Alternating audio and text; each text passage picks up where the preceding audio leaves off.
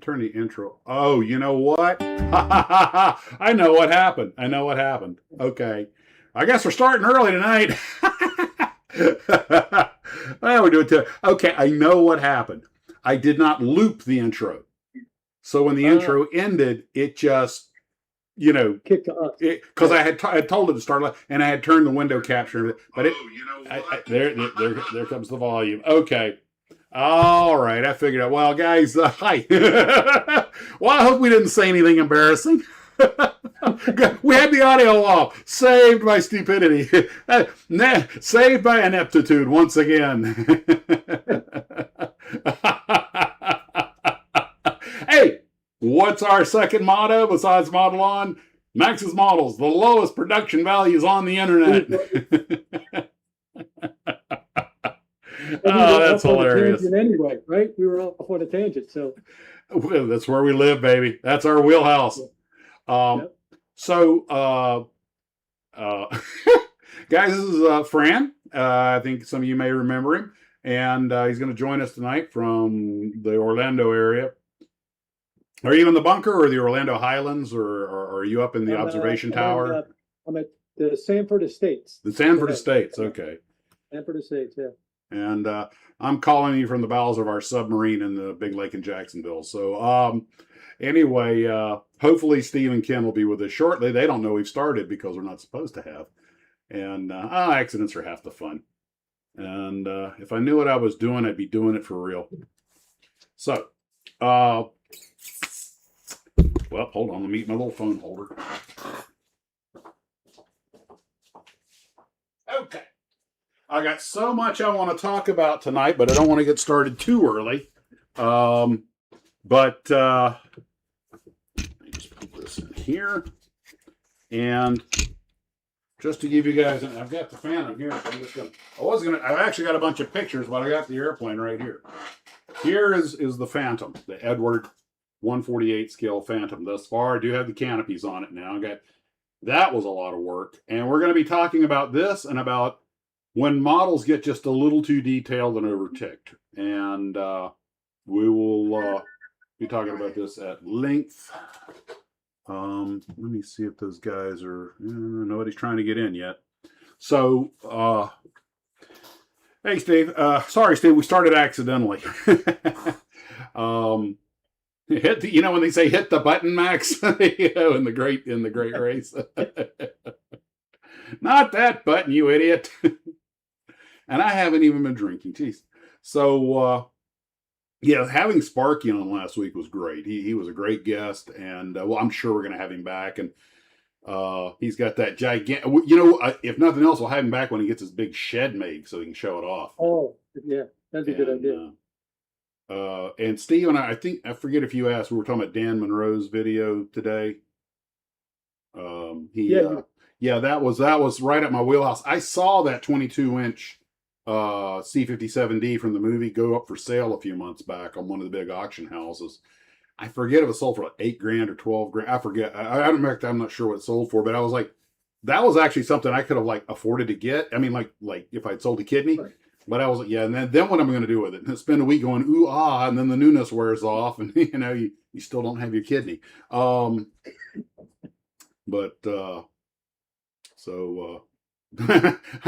been drinking, so this will be extra fun. I might have to, you know what? I think since we still got a couple of minutes, I think I'm going to run. I'm waiting for Steve to sign in, then I can go make myself a cough drop. Hey, Gavin. So, we have lots to cover tonight, and then, of course, we'll probably sail on off on our usual tangents. And then at some point, we're going to have to talk about Ken's boat. Well, anyway, what Ken should do if he had any sense of humor is just jump in the shower and get soaking wet and just plop down in front of the computer and just go, "We had an accident," and then cut his mic. What was that joke they told Neil Armstrong? When you land on the moon, Neil, if you had any cojones, you go, "Oh my God, what is that thing?" and cut your mic. So, but what were you now? You're working on that wooden Jeep. What else is that your main? You usually have one project open at a time, or Usually 2 or 3. Right now I got 3 actually open. I got the Jeep. What I've kind of settled in over the last, I don't know, like probably 3 or 4 months is doing a wood model because they just, as you know, because you're doing the cruiser right now, Mhm. they just take a lot more time because it's every single part is a custom fit, which is Yep. fun for me. I enjoy that. And then I do a plastic. So I got Mhm. actually 2 Johan kits going right now, both of a 65 Rambler and a 64 Rambler and then a 65 Rambler that are in the back here. I'm doing one as a stock, just the car mom and dad would have bought, right? Mhm. And then the other one I'm doing is a custom. So uh, taking a little artistic flair with it, in terms of the color and some of the wheels and all that kind of stuff. Um, so yeah, usually between 2 and 3. So those are the ones that are on the docket right now. Was that famous '60s or '70s song where they're talking about in the Rambler? Not me and you and a dog Yeah. named Boo, but they were talking about heading to Fresno when the Rambler gave out, or I forget. It'll come to me after the live stream. Somebody out there will know what I'm talking about. But I mean, very very well known pop song, rock song. Yeah. Uh, But are you there's a getting the comment thread yet? Are you seeing the no, comment? I don't see a comment thread yet. I don't know why. And I YouTube. got it on my phone too, just I, as a curiosity, just to see if it would show up, tracking it on the phone, but I I have. should see it on the screen. Hey, Bill. I have gone like everybody else out on YouTube and asked about how come you sometimes you see it, sometimes you don't. No one has a consensus. I guess it has to. I am only guessing it has to do with what servers it's bouncing through, bandwidth. I have Yeah. no idea what servers. Because sometimes people get it and sometimes they don't. There doesn't seem to be any rhyme or reason. And well, anyway, 3 minutes till. As soon as Steve or Ken sign in, I'll hint, hint, wink, wink, nudge, nudge. Um, but I know you're here, Steve. I saw you leaving messages. But the we got so much to cover tonight. So just to go ahead and get the ball rolling, tell me about the kit you worked on that pops into your mind that had just way too much detail. And if you've ever built an IMC kit, that I'm guessing that'll be your jumping off point. Yeah, no, as a matter of fact, Steve's trying to talk me into Sparky has an IMC kit of one of my favorite cars, the Ford GT. I saw that. Yeah. See, and in fact, yeah. And Steve said, "Oh, Fran, that's the one you want to get. You want to get an IMC kit." And he knows I love the GT40. And I go, I may be, I don't know, birthday coming up. Maybe I could talk myself into it. well, I'll tell you why I think you should. I mean, I haven't built the only IMC kits I have built. I think were the airplanes, which are, as you know, I think they got sued for ripping off monograms, so they're pretty straightforward. But I actually want to get one to build. It's like the only Johan kit I've got is the 1931 Caddy, and I was shocked how well everything. You don't have to paint it; it came molded. Everything was molded in color. If you don't see the chat below the video feed and below the title card, there may be a button for enter the chat or join the chat. See if that's in there. Let's see, I'm gonna. You know what? You guys got it. Let's see. Sometimes when I use a VPN, the chat is stripped off because of bouncing through a country that doesn't allow chat. Oh, you know why I'm not What? the chat I have? I went down just like you said, and I have the Zoom meeting chat, which is not the live stream probably chat. Oh, you need to open it in YouTube and watch from there to see the chat box. Okay. So go to YouTube, the Maxis Models channel. That's what I'm on, and I've got the chat. Okay, let me try that. Now the song there's we're already getting the bets on the G word when I pop it off. It's got to be organic though. It doesn't count if I'm prompted. What's that song? something about, you know, and the Rambler and blah, blah, blah, and out in Fresno. And I probably may be completing 2 songs. They're supposed to be. Steve's here in the comment section, so. Yeah, I got it now. Okay. But turn the volume down on that. It's feeding back into your microphone. Yeah, I'm actually catching the delayed feed, so whatever that was, it just turned the volume down, zero it out.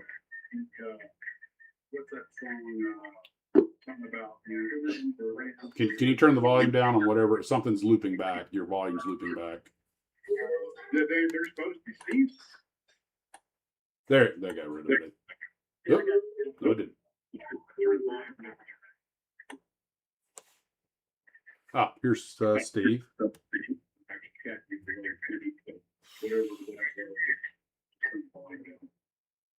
Okay, Steve, can you hear us? Hey guys, we got tornadoes here. You got a tornado? Yeah, we got tornado warnings, and the storms are phenomenal. That's why I couldn't get on. So if the screen goes blank, you know, it's like we know what happened. Yeah, Fran, you've got a speaker that's feeding back into your microphone. Do you have any audio on?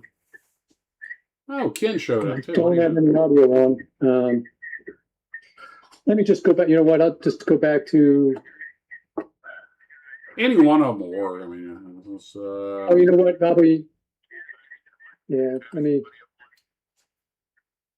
Is that any better? A little bit, but I can still hear it. Yeah, unfortunately, if you see Ken's got his headset on, any audio will loop back through the microphone, so you got to keep the audio way down and preferably away from the mic if you can. We are very technically advanced here. We just turn down the volume where we can barely hear it and then move the microphone away, very 1930s talkie movie style, where they killed the poor guy by putting him in a hot box with the camera so they wouldn't hear it crank. Nobody bothered with any ventilation. If the movie Babylon is to be was to be believed, or Babel anyway. So tonight's subject, gentlemen, is models that are too complicated or when they just have too much detail. And Fran, I'm trying to talk him into buying that IMC kit, Steve. That GT40. Yeah, good luck with that. We should get it for him for like his birthday. It's coming up. And then we won't see him till his next birthday. But you got to admit the detail is excellent. Even the world will never see it. The detail is excellent. You just have to have buckets of patience and a lot of time to walk away from it and then come back. Time I have. Patience is a little bit of an issue. In fact, I know a lot of guys who have, when I show what's going on with the Phantom, you can read the comment section. He even get some emails on it. There are a lot of people out there that believe that photo etch is the work of the Satan. You know, it's the work of the devil.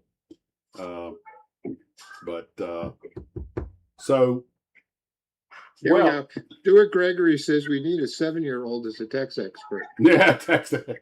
So I was telling him that I got the canopy on. The only way I could get the canopy seat was to rip out all the photo etch that I had spent all that time putting in around the canopy rails and everything. It all had to come out, or else they just wouldn't fit. So one thing I realized building this model, and believe me, if you're going to get the Edward Phantom, this is for advanced. It's not even for intermediate model builders. This is for advanced model builders. And my beginner and intermediate level results are proof of that. But it's got aftermarket, comes with aftermarket everything, aftermarket seats, aftermarket, and which look great. But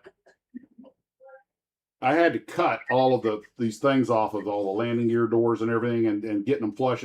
You can see the patch I had to put in right here because the door just went in and it had glue all over and it is never coming out. So I had to trim a piece and put it over it. Anyway, we all have that model on the shelf with the secret part glued inside. The world will never know about it. It's a little dark secret. But is that the same kit that you built the other time? No, that one's right up there. That was 1/32 scale, and it was full of photo etch and stuff too. But at 1/32 scale, it's bigger and a little easier to deal with. Now, Ken, that brings up the very thing I was going to bring up. That Phantom of my neighbor's airplane, I've wheels down, and the canopies are open, so you can see all that magnificent detail, that Fox 3D printed cockpit and everything. This, I've got all this photo etch inside you're never going to see. And you can see the ejection seat handles though, so I'll salvage that. But the this, if you're going to make this kit wheels down with everything exposed, it's great for that because it has an extended refueling probe, the landing gears, the footsteps, all of the movable, all that stuff. Very detailed landing gear wells. And then all that photo etch would be visible. The detail level on this thing is patently absurd. There's stuff in there that they've got a device on the Rio's panel in front of his right knee that is a hollow piece. It's a rectangular piece with the middle cut out. You fold it down, then you glue this other little piece on it. I mean, this thing is the size, it's the size of a grain of salt. And all that goes under the instrument panel in front of his right knee. Some kind of gadget he had in the airplane. Even with the canopy open and a flashlight, you wouldn't be able to see it. I put it in there just to see if I could. But you're like, this is ridiculous. Now, if you were to build the cockpit as a set-aside diorama, or, where you could see everything, not put it in the airplane, maybe. But then you bury it under all this stuff. And, So why'd you put all the photo etch stuff in there if you knew it was never going to get seen? see if I could. Of course, rule number one about photo etch: it always sticks to the tool or your finger better than the model. That's Of course. that's a universal constant. Usually your finger. Oh yeah, CA glue loves skin a lot more than it loves styrene. Now, one mistake I made was I used a fairly quick drying one because and it's one like most CA glues until you hit it with the kicker. But this stuff does usually bond fairly quickly and somewhat surprisingly. Next time I do something like this, I'm going to get one with a long dry time and use the kicker, or make the baking soda and water mix, so I can get everything held. Huh?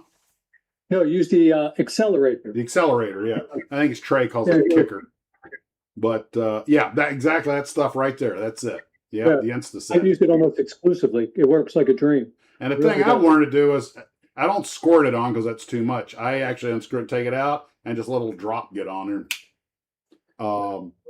It's actually, I think it's sodium bicarbonate in water. Yeah, a bromo. Just make your own stuff if you wanted. But the thing is that when you look, like when I had the cockpit, you know what? Let me run some pictures here. I put this in here for a reason. I will just run my little F4 details. There we go. Okay. You guys will see this in just a second. But the level of detail of this thing was, you're sitting there looking at it once you got the photo etch in the cockpit outside the airplane, and you're like, God, that looks so good. And some of these parts, I might add, are just teeny. But the level of detail is ludicrous. And I should point out that this, when you guys get it up on your screen, the one that says, when you show the instruction sheet, you're going to see something that says PE62. It looks like a dog bone. It's right there in the middle of the screen, if it's up yet already on your screens. Yeah. But it looks like an I-beam. Yep. And it's just a little piece of brass that you glue in after you bend the wings on that other part, okay? And then you fold PE 78 and 79 2 times each to make the triangles and glue them in place. And I actually managed to do it. And I was like, oh, it gets better. After I got it all done, well, let's just go to the cockpit. I get it all in there. And of course, as soon as you put that canopy bow, that midsection that goes between the front and back canopy, it obscures everything. Like, why did I bother? And it kind of reminds me of like this door on an N scale building on our train layout at the club that I belonged to at the time. There was an inner door and an outer screen door, and it was all photo etch. And I mean, if N scale is 1/160th. Yeah, that's tiny. Yeah, so the door was probably maybe that high. And you got 2 layers of photo etch in there, so there's no way in the world you're going to see that inner door. Well, But you know it's there. now the thing is this cockpit, if you can make it look nice enough, though, would be a nice display by itself. You know, just leave it out of the airplane where everybody can see all the work you did. Thing comes with extra ejection seats, so put the real pretty resin ejection seats in this and just build the model, you know, without any guts in it, because you can't hardly stick the pilots in there up on sticks or something, because you can't see anything anyway. And you got the other ejection seats that come with the kit. And if I, you know, hindsight being 20/20, if I'd thought about that, I may just well have done it that way. Can But you fix it so you can open the canopies? yeah, well, that's the way the kit is designed to be, but I've already got the 1/32 scale sitting on its wheels. I want to do this with the wheels up and the airplane in flight configuration, have something different. And this model was not intended for that. You wind up cutting and sanding a whole bunch of stuff to How get. about a post ejection version? I ain't making no Phantom what been shot down. Wasn't shot down. The pilots just decided to get out. Yeah, I can, because that's the thing pilots do. And once you get the cockpit done, you gotta put it on that what is basically the nose gear bay. I will give them credit though. This is a very nice kit as far as detail and everything goes. Just on the regular kit, it's this aftermarket. Because remember, you've got plastic. In fact, it gives you multiple of everything because this airplane's designed to be made in different versions. So you got like 3 instrument panels, all this other stuff. So you've got instrument panels that come with the kit that you can just stick in there, which I kind of recommend you might just want to do if you're going to make it canopy closed, because no one's ever going to see all that blood. There, here you can see the thing I was talking about with the angles on it before I painted it. But We did the same thing with that Felix, though. You put all kinds of stuff inside the fuselage. that's true, and you've got the Felix does an amazingly detailed interior, and the ejection seats on this thing, these aftermarket ejection seats, really were nice. The ones that come with the kit are okay too. There's really nothing wrong with them. But and I was able to, since I had screwed up the overhead B-ring ejection handles, it comes as a fold over piece. You know, they're mirror images, and you fold them to get a top and a bottom. I just snipped that in half, flipped one of them over, and just used both of them. That's one B-ring cut in half or separated. So now they both have their ejection seat handle, and it really does look good. I have to give them credit that this is the finest photo etch I've worked with. It's very easy to get off, very thin hair size pieces holding it on, not studs or anything that have to be tripped. Probably partly because of the scale. Getting the canopy to seal was a problem. That was the single biggest problem I had so far, is the fit with the fuselage around the wings and with the canopies. And I kept thinking that I put something in the wrong place or get it out of alignment. And I realized what it is.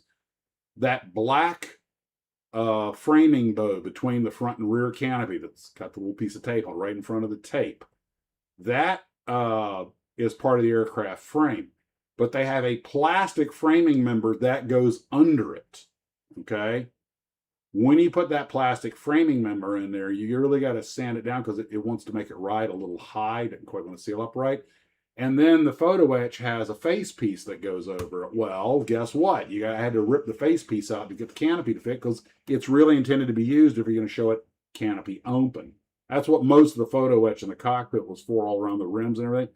It's got the locking handles. It's got microscopic photo etch parts, which are clearly intended for you to display. And the airplane's basically set up to be displayed canopies open, wheels down. We'll make it wheels up. I have a theory on this. Yeah. It's kind of like Asian revenge for losing the war. Except Edward's out of the Czech Republic. They feel we didn't come and bail them out early enough. Okay. Now, Somebody asked earlier if this was a repop from a different manufacturer. I don't think so, but let me look real quick. I don't believe it is. Is it Aurora or something like that? No. God, no. Aurora never made a kit No, like this. Said Hasegawa. Let's see. That's what they were asking. Let's find out.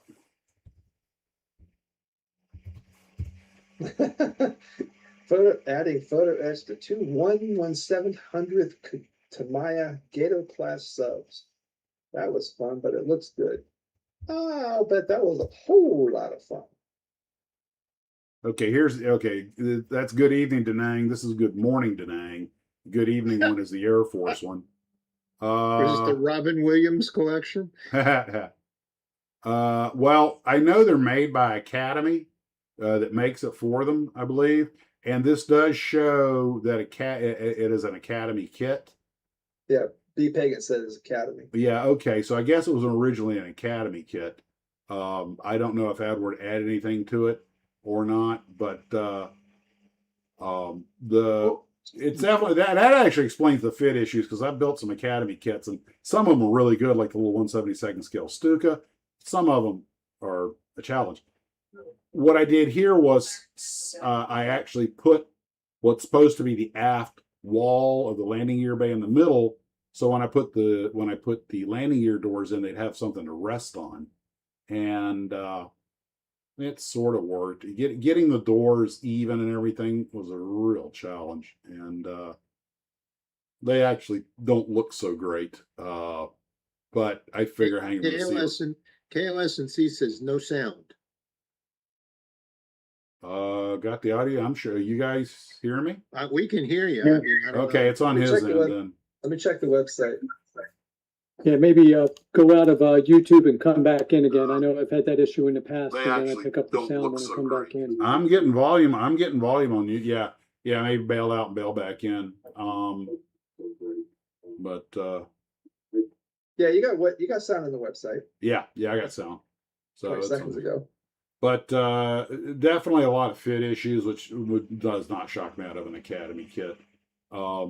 But still, if I wanted to make a showstopper and had the skills and was going to put it wheels down, everything up, this would be a good candidate because all the cool stuff that comes with it really makes for a killer looking kit. You're just going to have to deal with some of the fit issues. But this does have all the stuff you need to make an outstanding kit. It'll be okay when I'm done with it. When I get the stuff puttied up and sanded down and painted, that'll cover a multitude of sins. I've just put a lot of work into it that's going to basically be just for my own personal edification because it's not really anything anyone's ever going to see. Now, I see a lot of black fingerprints on it. hush up, you mouth. But anyway, now there is something I should point out about the missiles. And this caught me a little off guard. I wondered why they sent me so many missiles. The Phantom can carry 4 Sparrows and 4 Sidewinders. Yet you get like 16 of each. Turns out that the missile set that comes with it is made for multiple kits. So there are different versions of the Sidewinder and the Sparrow that are actually quite different. This is the Vietnam era, so you got to make sure you use the right ones. This is the first Sparrow, the first Sidewinders I put together were like late models that had different shaped fins and everything. Oh, this doesn't look right. So, actually read the instruction sheet. And this is how building models educate you. The early Sidewinders have much larger tail fins than the later models. The other tail fins will not fit these. And so, there you go, getting educated whether you want to or not. Perhaps there's another reason. Uh-huh. Perhaps they were planning to press this into service against Godzilla and they needed all the armament they could fit on. Yeah, well, doesn't count when you say it. You just pulled a lot of it, Steve. You tried, Steve. I gave it a shot, Ken. Come on. But and the thing is, it comes with a pair of forward and aft wings molded on, but the other two you have to glue on, and they're freaking butt joints on the front ones, but not the rear ones. They slide into place, and they're really tiny and finicky to deal with. But here you can see in the next picture is going to come up. You can see I'm holding the Vietnam era Sidewinder, which I think is a A or a B model, against one of the later ones, and you can see that the fin is substantially larger. I mean, not like day and night, but it's enough that you can notice it. And of course, as the technology and the missiles improved, they were able to replace a lot of the. They were able to replace a lot of the size with the ability of the missile to fly more, maneuver more accurately. But If I remember correctly, just the trailing tips of the fins, the rear fins actually move. The whole fin doesn't move, just the trailing tips. I don't know. Maybe normally they're steered by the forward fins, but I do know on the Sidewinder, if you notice on the corners of the large tail fins, there are these tiny little bumps. Those are actually windmill wheels that run the generators. Oh, that must be what I'm thinking of. But the Somebody now will correct me. something a technique I developed doing these small parts is I slap a piece of D-tack tape on it and then trim it off, and that keeps them from flying around the room. That's kept me off the floor for a lot of the build on this kit. But well, there's all the missiles. Those are the correct missiles. Those are the Vietnam era missiles. And according to the colonel who used these things extensively in Vietnam, they loved the Sidewinder, but they thought the Sparrow was 800 pounds of dead weight. He said that in his big dogfight that they launched all 4 Sidewinders just to get rid of them. I mean, it would have been great if they tracked the target. He had a lock, but they pickled them off 2 at a time, and they, Meg outturned them. So they bagged both their kills with the Sidewinders. Interesting. Yeah, and the first 2 Sidewinders missed also. It was, So the heat tracking missiles were useless then. no. They were the Sparrows were radar. They were right. Right. Which one are you saying was the Sparrows? They got rid of. They were big, heavy, and useless. Okay. I said the other way around. I'm sorry. The Sparrows were the ones they wanted to get rid of because they were just dead weight, and when he said it, he used colorful Marine Corps attitude. He was kind of like, I was like, say, fire the Sparrows. Oh, yeah, get rid of those things. They're dead weight. 200 pounds apiece. So we fired them off as quick as we can. The plane was light, 100 pounds lighter. Now we can maneuver. And I was like, really? He goes, oh, we did it all. How much did those things cost? Who cares? You should have put them on there to begin with. The Sparrow was designed to shoot down bombers. Okay, it was not a dogfight missile. Well, I guess it was intended to be a dogfight missile since they put them on fighter. But this is what people forget. I remember having a chat. Remember when we were at the Nationals, I was chatting with those F-18 pilots who were like 23 years old, and they're like, they kind of tick me off because they're like 23. They're naval officers flying jets on carriers. They got 2% body fat. Chicks dig them, and I'm like, yeah, bite me. That was just jealousy. Yeah, pure, absolutely rampant, pure, and undiluted jealousy. So, well, let me ask you this: if they thought the Sparrows were dead weight, didn't the pilots have any say as to what armament was put on their planes? Hey, Fran, he's asking in the military if the end user gets any input. Absolutely not. Really? Gosh, it sure would be nice if this Sherman had a big gun on it. Max, the expert's talking. Stop. So I'm sure it is very similar in the Air Force and the Navy as it is in the Army. So in the Army, when I was in a border unit, again, a million years ago, our basic load for our tanks and our Bradleys was determined at the division level. So how many Sable rounds I carried, how many heat rounds I carried, how many Bangalore torpedoes we were issued, that was all dictated as a standard basic load based upon what the intel guys from Corps, Division, and everything thought your unit was going to face as the threat. So the guys who've never been out in the field and fought in a battle, those guys. Yeah. Actually, that makes a lot of sense. Now, I will say that we did get input on that at times. I'll give you an example. I was in the 1st Abrams unit, and of course there was issues with teething problems with a brand new piece of equipment, breakdowns and so on, and brand new thing, just like when you introduce a new car or whatever. So it was a real battle on, not a real battle, it was a real challenge on what repair parts do you stock down at the unit level? Because we did most of our maintenance at the unit level. How many of each, and what do you carry? Because every unit can only carry what we call 300 lines of PLL, prescribed load list. That was all you had the ability to physically carry with you.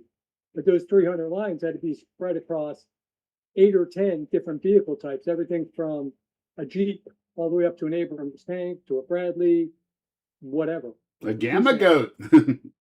Yeah. So what they ended up doing is they took myself and a warrant officer out of the first 2 battalions that fielded it, and this was Division and Corps, and they came down to us and said, "You guys have been doing this for 2 years.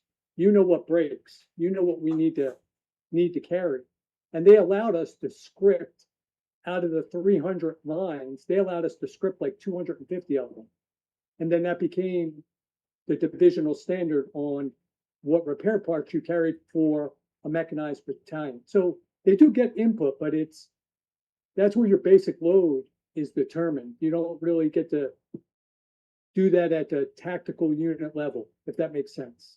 Yeah, but you all also got to serve in the post-Vietnam military, and they, I think the services have gotten very sensitive about decisions being on things like that being made too far up the food chain.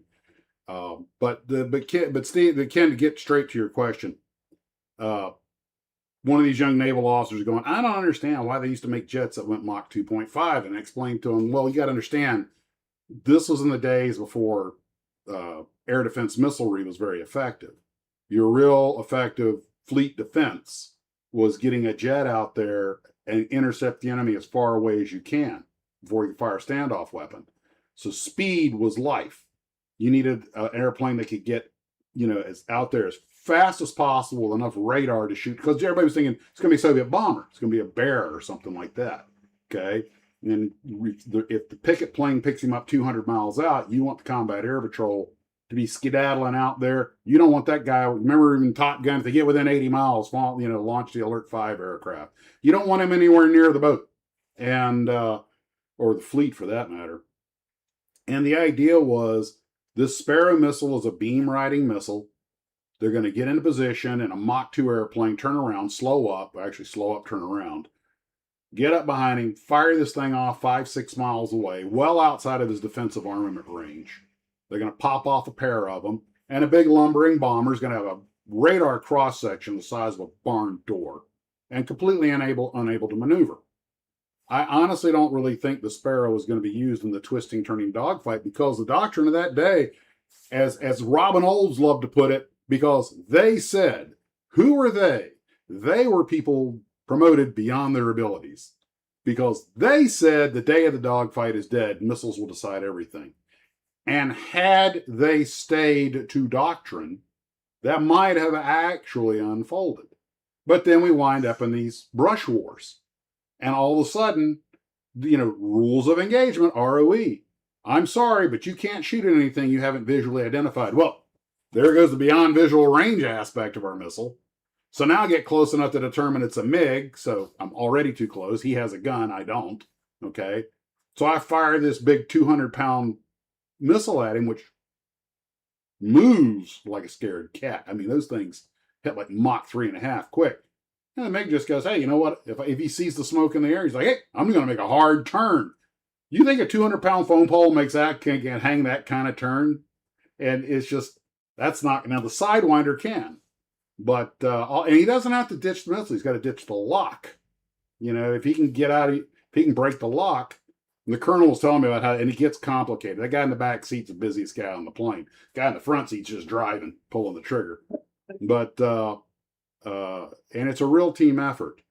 But crews develop their own shorthand. But these Sparrows, they got a few kills in Vietnam, but for the most part, usually I don't think the guy knew it was there. But the guys that the colonel were fighting, they very much knew they were there. It was a twisting fight. And they were actually in pretty close, but he's like, once we got rid of those 4 Sparrows, which none of them tracked, but he goes, we never really had real good locks. We were doing the best we could, but we're running out of fuel. He's running out of fuel. And irony is, despite the G loads and everything, they're both chasing their gas gauges. There's one report that came from the Vietnamese side that said the guy they shot down had already run out of fuel. That's why he ejected. And I think that's just a CYA thing. They don't want to admit he got shot down. But it was a Russian instructor with a Vietnamese pilot. And the plane wasn't even armed, but light on fuel, highly maneuverable. And with their third Sidewinder, it connected, and they both punched. Well, one report says they both punched out. One says only one of them punched out. But they only had one missile left when Scotty Dudley wound up with that other MiG, which was carrying missiles and was fueled up and was ready for the fight, comes blasting into the battle. You got to remember, they're not the only airplanes up there. There's flak all over the place and everything else. And they saw that thing go after Scotty, and they're like, and they were a little afraid to shoot because what if it tracked the Phantom instead?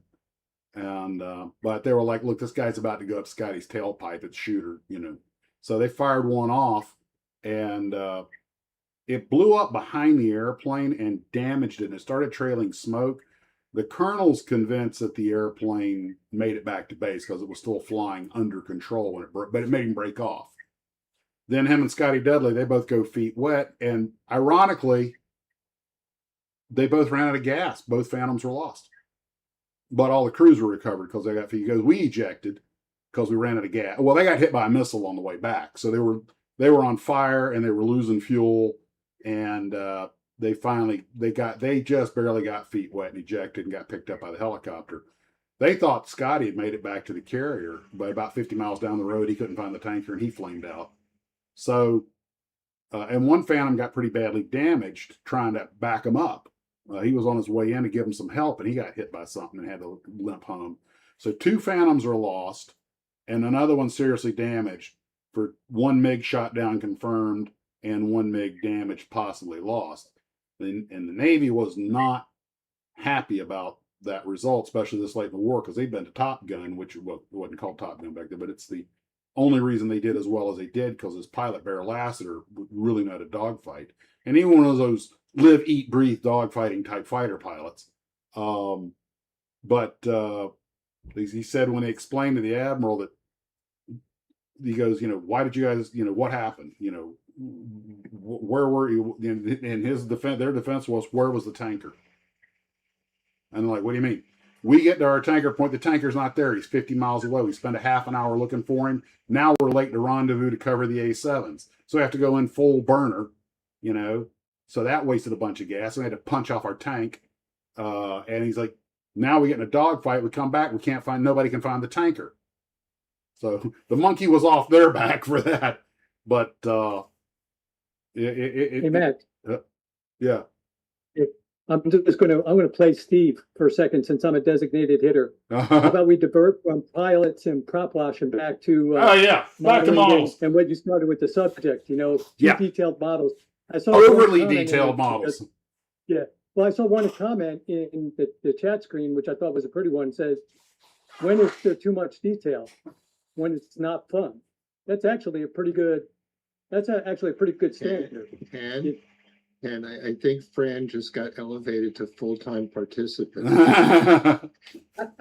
Well, that brings us to Eric's video over at Celebrating Vintage Model Kits. I think it was just released today on the Revell 132nd scale BF 109G, right? And he was showing the model, and he was showing how there wasn't a lot of detail inside.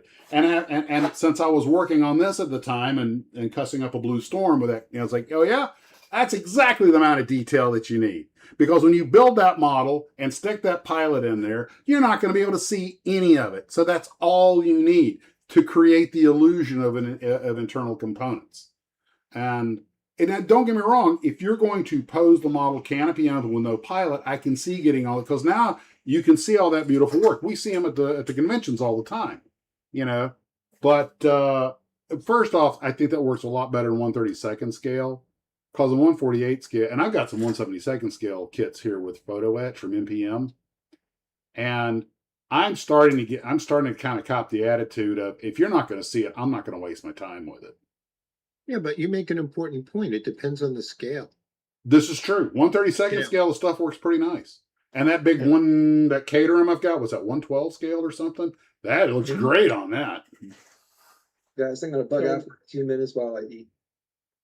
Okay. I'll be here. Just turning the camera off. Turn You the sound gotta off turn too.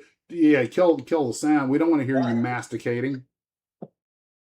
So a question down that line, Max. Mhm. You know, like we had that little discussion before the live stream kicked in, that I really have been enjoying the F4 videos you did, because again, you never bash a kit, which is the right answer, you know, unless it's really terrible, like you said.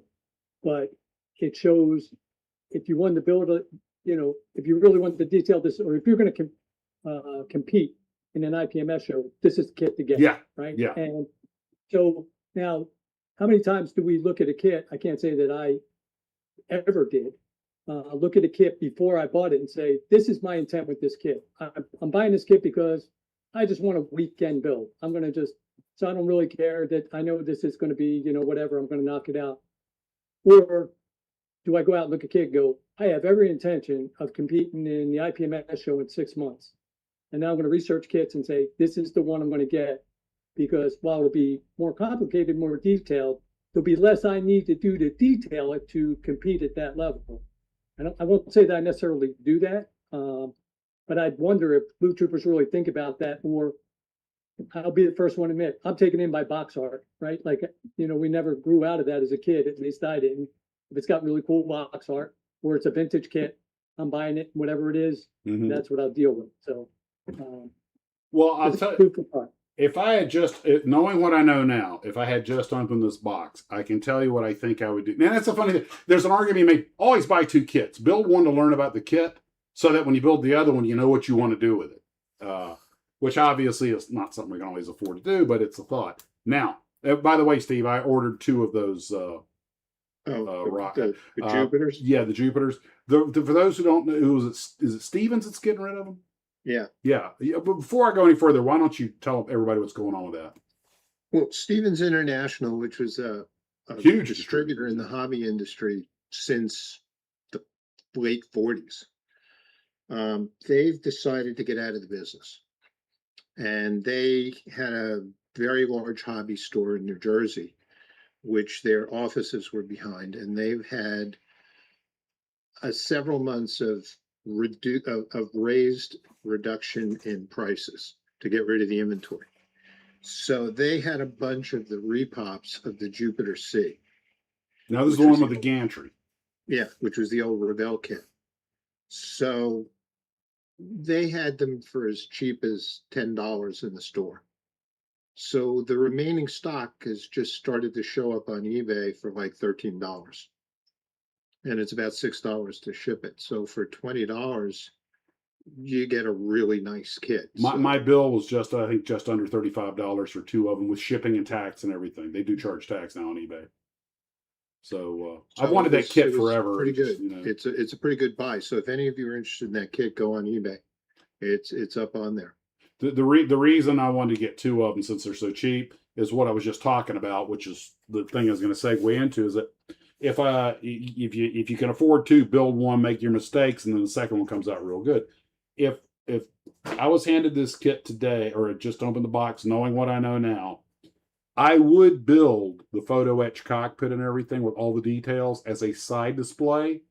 I would use the kit ejection seats and the pilots and just glue them on little posts, you know, in the airplane, because you're not going to be able to see inside. Fran has a distraction, but I would just build the because you know that's all you need. That's all you're going to need. But you know, that's kind of like rigging the game. We're modelers. We're supposed to be able to build it right when it comes out of the box. I did not see that in the rule book anywhere. Exactly what I was thinking. I mean, Come on, that's supposed to know how to do this cheating. That's already. cheating. Come on. Okay, if I may quote my NASCAR hero Smokey Unit, if you ain't cheating, you ain't trying. Okay, Ricky. There's only one cheating in model building, and it's the same that goes in art. And that's taking credit for somebody else's work. My art teacher told me point blank, there is no cheating in art except taking credit for someone else's work. And who was that, Bob Ross? Hey, he was the Smokey Eunuch of art. But Speaking of which, did they make any models of Smokey's car? Yeah. Yeah, they made Camaro. Hmm. Yeah. Well, but I you know, you could almost, not quite, but almost just use all the regular kit parts, just build the kit with all the stuff and all that extra stuff. If you could just make a cockpit tub, that's all you'd have to be. And you could, you know what? You could probably use resin to make a mold, to copy it. Mhm. And then you could use all that great photo etch to make this really detailed side display, and put the side curves of the fuselage on. That would make a great display. Sounds like work. Caswayne says, rules? Those are more like guidelines. Yeah, that's right. More like guidelines and actual rules. And then you have the other problem, and that is getting any kind of paint to stick to photo etch. I think that OSPO is what you have to use on that to get it to where it can bite. I did coat that Spitfire you gave me. I did use the OSPO on it and wiped it down after a couple of days later, but I hadn't gotten really started on it yet. And a couple of parts have already broken in half. I mean, there were some parts in the box that were broken in half, so maybe I'll make a crash diorama out of it. If you use a good two set epoxy, you can put those parts back together again. I've done it with that, and then just use and it's cheap. Use the self-etching primer, just like you would use on a car, like doing body work on a car. Buy it in a spray can, and put that down, and you'll lay paint on, and it'll be nice, just the way you regularly do it. So I can't add self-etching primer and just use a 2-part epoxy. The 2-part epoxy on that metal works better than CA glue. Okay, so use that to put it together with then. See, I used to put together broken parts with it. Yeah. Well, I'm not sure that it looks like when somebody said something about these metal parts, something happens to them, and some of it like degrades because the parts don't seem to meet unless there's a piece missing. It's like something snapped it and bent it. It did not. But when I get to it, I'll worry about it then. Well, those die-cast parts suffer from over time if they're exposed to some elements, not like necessarily outside or whatever, just age. They develop what's called zinc pest. It's kind of a breakdown of the die-cast. Yeah, zinc pest. And if it gets too bad, then you're not, get too brittle, and you're not doing anything with it, and maybe you default to a crash diorama. But for paint, it use the self-etching primer. It's actually like green. So the OSPO. Yeah, well, you guys gave me the OSPO. I did use that to OSPO. But then even afterwards, you could use the zinc, the self-etching, even top of the asphalt to really give you a good surface to paint. Oh, so, the self-etching. I improvised. Well, here's what you do with a model like that. If it's too far gone, you put it together as best you can. You lay a base. Then you get some dark color, mix it in resin, and pour it in, and make it like a sunken Spitfire at the bottom of the ocean or something. No, see, it was really 9 pounds when you're done. I improvised. I took the photo etch parts, traced them on Plastruck, cut it out, made them out of plastic. There you go. And some photo etch I understand, and some of it I'm like, this really doesn't add anything. And you have to take into account the thickness of the photo etch too. Some of these things are just over detailed. And I would rather someone sell me a kit with photo etch and blank face parts than say, by the way, take that nice instrument panel and grind everything off. But then those Fox canopies, those Fox cockpits, the ones that are 3D printed in color, I mean, they just drop right in. And of course, you have to grind off the face of whatever's on there, but they don't need anything. That is cheating. That's what I've got in the Phantom, and it looks great. But the big 1/32 scale Phantom with the canopies up, you can see everything. Even the pilot's in there. Well, Max, that, you and Steve and Ken know that my penchant is doing the old solid wood kits from, the 40s and 50s. And there's probably, not that I started doing them this way. There's a whole story on that. But two things came out is that are relevant to this discussion. One, when you mentioned, sometimes people suggest do 2 kits, buy 2 kits, build one, learn everything, then build the second one based on the lessons learned from the first one. But with a solid wood kit, that's very easy to do because you can reproduce all the parts super easy, right? You can get, and I've done that. I have. Yeah, you can knock out as many as you want. Yeah, knock out as many. So I bought the original kit, and I have them all over the shelf behind me. And then just reproduced the parts, which is really easy with wood, right? Simple skills, and then built the reproduction and learned and all that kind of stuff. The other thing too is I'm not a rivet counter. I appreciate the rivet counters, especially when I go to shows, because I just don't have that level of skill or patience. But with the wood kit, it's how much detail do you want to do? You just want to do a facsimile of what it, the kind of detail. You could stop when, again, I love the one Glue Troopers comment earlier on in the chat. When it stops being fun, then don't do it, right? Don't do that level of detail. Go, hey, it's good enough. And you kind of default the back of that on the Phantom. You go, hey, I'll do this, and go, I'm not going to see that. This is the way I want it to look. So, Speaking of which, show us that Jeep you were showing me earlier. sure. This is one of Fran's Wooden Wonders. This one is, and tell me, it looks like you guys can see it. So this is a Big. kit. This is a wartime kit. This kit was made by Westcraft. Westcraft, I don't think was in business after World War II. But this kit was produced by Westcraft out of, I believe, Chicago in 1943. And it was essentially all cardstock, and you can see the cardstock on there, and wood.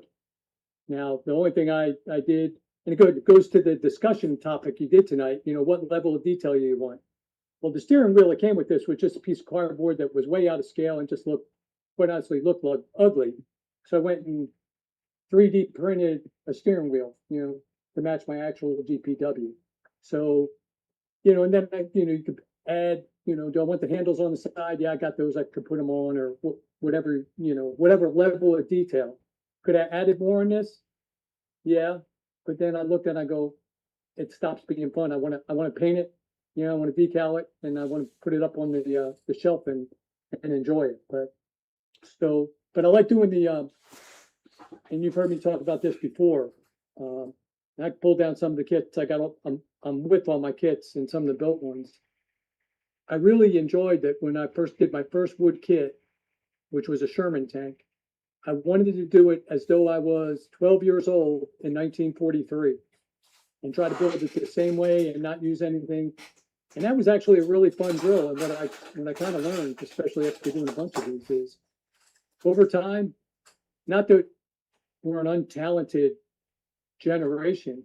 Again, go to a model show, you see incredible art. But the kids back then, what they did with their buck knife and a piece of sandpaper and some glue that they had to mix with water, pretty darn amazing. The average 12-year-old had more artisan skills than most people do today. I mean, you developed a lot of skills, because a lot of the, if I showed you some of the plans, it's just, here's a picture, make it look like the picture. So you got to go in there and take measurements of all this and figure out, and everything's a butt joint, right? To use our terminology. But I think it taught a lot of skills, how to read a blueprint, because that's a lot of times what you got was my DC-3. Essentially, they gave you the blueprint of the DC-3. Here's the blueprint from Boeing.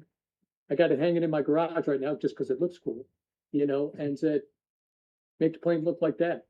So you're sitting there with a ruler measuring and all that kind of stuff, which I personally find fun. I could see where other people find that just maddening or frustrating, but teach his own, I guess. Well, that's one reason both this one and the B-25 I've been doing in bits and pieces, dribs and drabs, because it's, ironically, I've gotten to the point on the B-25 now that until I get to the engines, which are ludicrously over detailed, but it's all plastic. The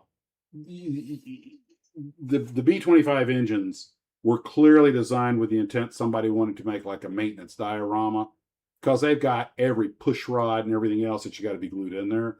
They're kits into themselves.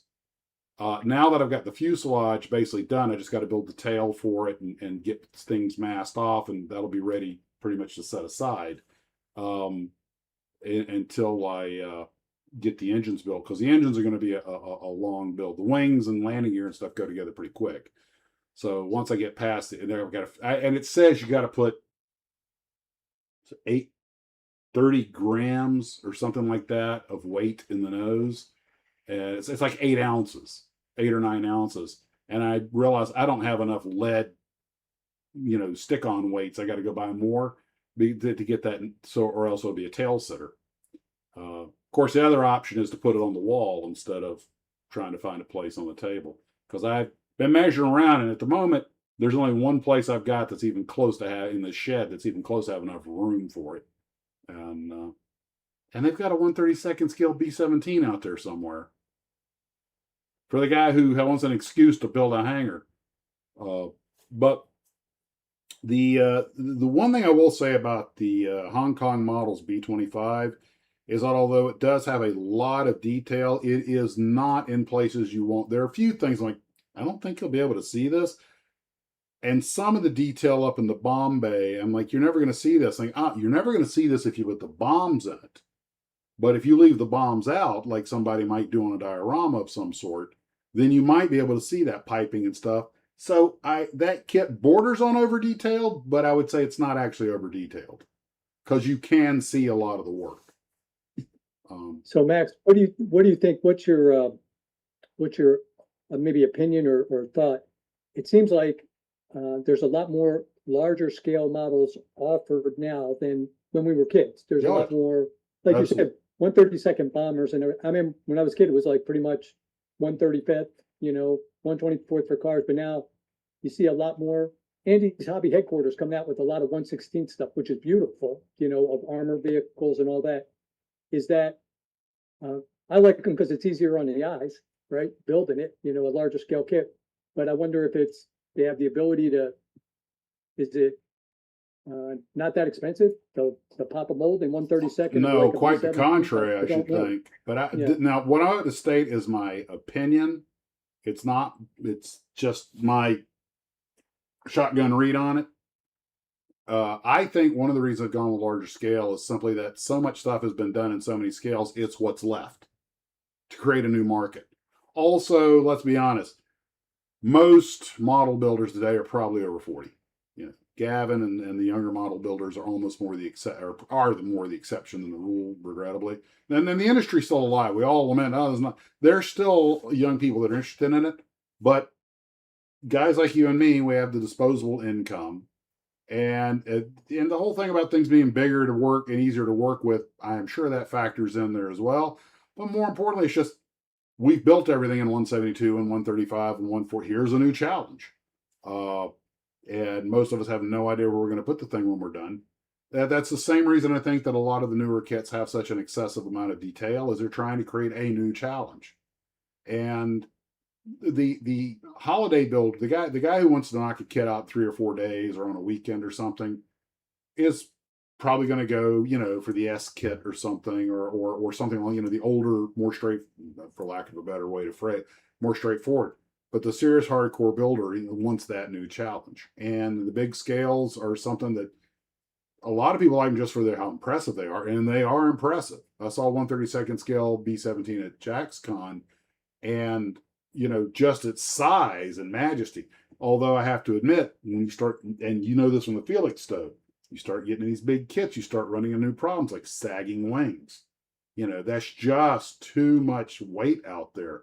So they have to start, giving you sawhorses and things to put under them and stuff to, there's even a few of the larger kits I've seen that actually come with real honest to God wing spars that you glue in there. When you build the wing, you put them in a spar. They slide over a spar because otherwise they're just, going to drop. And I've got that big 1/48 scale B52's been sitting on my desk forever. Still haven't got started. It comes with the X15. That's I'm probably gonna have to hang something like that from the ceiling or put it up on the wall. And it's as big, if not bigger, than the B25. And I've seen guys who've built those things and done museum level work on them. And I'm thinking it must have taken a couple of years to knock this out. The paint's flawless. The decals are flawless. They've got them on a huge display base, that's all dolled up like an airfield in, during the Vietnam War. And I'm like, yeah, but that means that there's part of his house or someplace that's dedicated to keeping this thing stored. And that's storage, I think, is the biggest problem with the big kits for a lot of people. But I think more than anything else, it's just new. It's just something that hasn't been done before. And kinda- if it has, it's Kind of being like done. the similar thing in model railroading. G gauge has become popular in the last decade, whatever. You done eating? It's 1/28 scale. It's huge, but it's different from the HO scale and the N scale stuff. And But G detail on gauge it is just- outdoor stuff too for most people. A lot of people put them outside. Yeah, And they're capable of doing that. and Fran, imagine this. Imagine somebody marketing a 124 scale B36, 6 turning, 4 burning. That thing would have a 8-foot wingspan. That would be a limited run, but there's going to be some people that are going to want it just because it's different and it's new. And Hey, you bring up an interesting point. You talked about this a few years ago about, storage models hanging them or, on the wall or overhead or on shelves. And we all have that problem. And, our a friend of the channel, a mutual friend of you and I, Bruce Kerr. mhm. I talked to Bruce, texted with him yesterday, as a matter of fact. How's he doing? Is he I doing hope better? Or he's I'm hoping to go see him next week, and I'll keep you posted. He just chimed in. Oh, hey, Is great, Bruce on? Bruce. Oh, Great. great. I wasn't watching the chat, but Bruce does something, I'll steal a bit of his thunder, or I'll give him credit, he takes some of his models, because his ship models are absolutely gorgeous, but a lot of people don't know he does car models of the same quality, the same level of master model of quality. And he's been taking them down to a local pub, and they auction them off, and the money goes to charity. So like I can't remember, Bruce will chime in and fill in the details, it's like on a Wednesday night or something. He donates the models there, the bar auctions them off, the money goes to a charity, and that's how he frees up space for the next line of models that he wants to bring in. And I just think that's pretty unique. I think that's a really good idea. You kind of share the wealth, and if you're making a couple of bucks for a charity of your choice or something like that, that's kind of way cool. But I'll let Bruce chime in some more. Bruce, I'm glad you were able to chime in, and let me know if I can come do a drive-by next week. Just text me. Yeah, and I hope you're doing well, Bruce. Yeah, unfortunately, I would be happy to donate a bunch of my models to a charity if I wasn't embarrassed for other people to see half of them. But I figure, they don't know anything anyway, so that's just something for the kids to destroy. Sure. B Pagan says your Max's model's lighted sign is off. Oh my gosh! You see, that's because you want to tell them what happened, Fran. We started accidentally. Yeah, Max invited me to join the live stream tonight, and so I was coming back from the movies with my grandkids. That was my distraction earlier in the live stream. Love my grandkids, but came back, so I was tying in early to make sure I could tie in. So me and Max were having a nice discussion. We tied in, and that's when he thought he put the loop that he normally does at the beginning of the live stream. He just has it loop, but he forgot to set the loop function. So it played once, and then it played me and Max talking about all kind of stuff. Nothing off color, at least nothing I can remember off color. Nah, we had the audio off. That saved us. Oh, that's right. We had the audio off. Yeah. So if there were lip readers out there, maybe we could be, held accountable for something. It was pretty funny because it was like we had to be doing it, talking for at least 15 minutes, maybe 20, before you realize going, hey, the live stream's on. I flipped my phone on. I'm like, hey, why am I seeing myself on the phone? It's supposed to be the intro. Yeah, Trey saying Stuart it's. Gregory says, how about we send Max a real airplane in pieces? Don't you dare. Trey was saying he's got to get rid of that 132nd scale Gotha. I wanted to get one of those from Wingnut Wings, but then because I thought it'd make a great companion to the Felix stove, but I'm like, I have absolutely no place on earth to put it. My shelf up there is already full of 132nd scale stuff. And I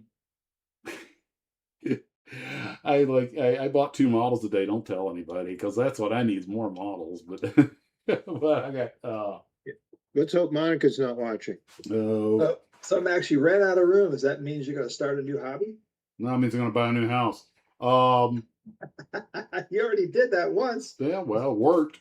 So, Jarvis 3 coming to the backyard soon. oh, Soon the well, Jarvis will be bigger than the house. did you guys, Fran and I were talking about this. You guys see what's happening with Sparky? His Yes. announcement today? And I thought, Building- I thought I had gone over off the deep end. What do you say? He's building a 16 by 60? Yeah, something No, it's, like that. It's 800, let me see, I'll think I remember the number exactly. It's 835 square foot Square that he's feet. adding. Yeah, that he's adding, which is almost double of what he shows in his videos that's stock with all the kits. And just as a related aside, I know, Steve, I got my model that I ordered from him. I got it today. So it I'm literally waiting like, for mine.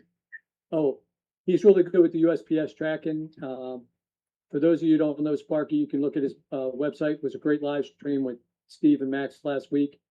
I have personally bought 4 or 5 vintage kits up from him over the last 3 months. Straight up great guy to deal with, gets it out on time. Really no muss, no fuss. So and the videos are just fun to watch. I mean, it'll show you, he's an interesting guy, and he'll just show you. It's kind of fun looking at all these kits and going, yeah, I had that. Oh, I want that, and And I he's think it's really quite, easy, I think he's competitive, very competitive, I think. he's really easy to deal with, because what you do is you take a screenshot of what you want and you text it to him. And within 3 to 5 minutes, you get a video back of him opening the box, if it's not cellophane wrapped, showing you what's in there and saying this much. And then if you want to buy it, you could just, Venmo him the money.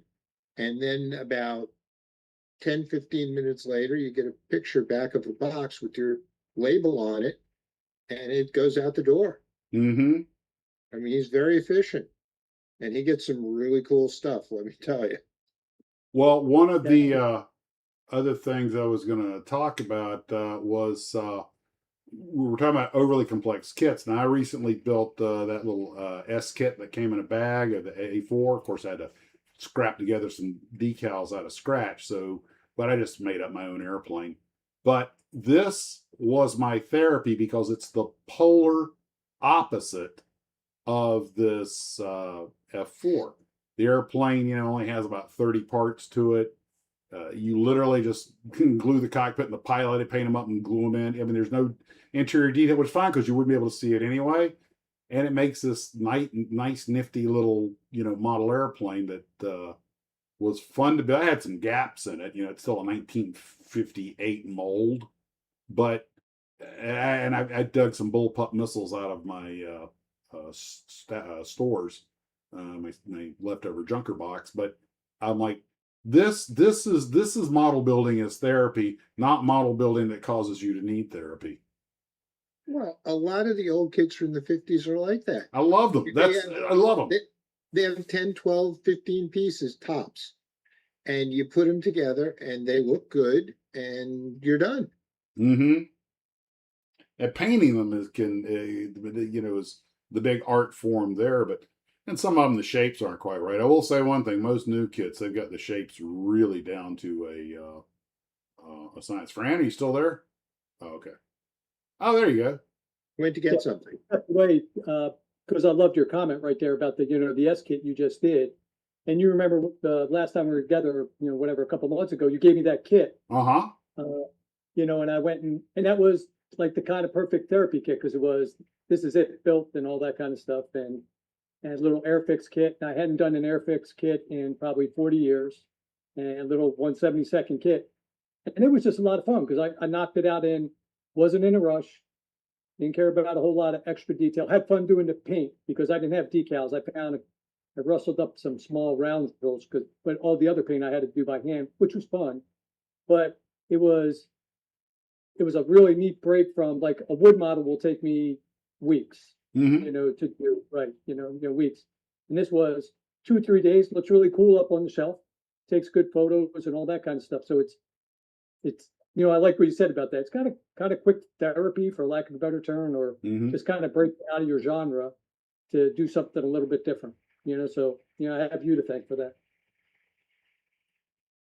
Yeah, Bruce was talking about his ships. He's had to put a bunch of them in restaurants. He's actually sold some of them, but that's one of the problems with those big majestic sailing vessels is, they're I've been to restaurants that have a bunch of them on display in glass cases, and of course the glass cases cost 5 times, 10 times what the model does, but they look great. But and I've seen a few people that had them in their houses, but man, they'll swallow up the space real quick because we think of airplanes as having a long footprint because of the wings. In the case of sailing ships, it's also the height.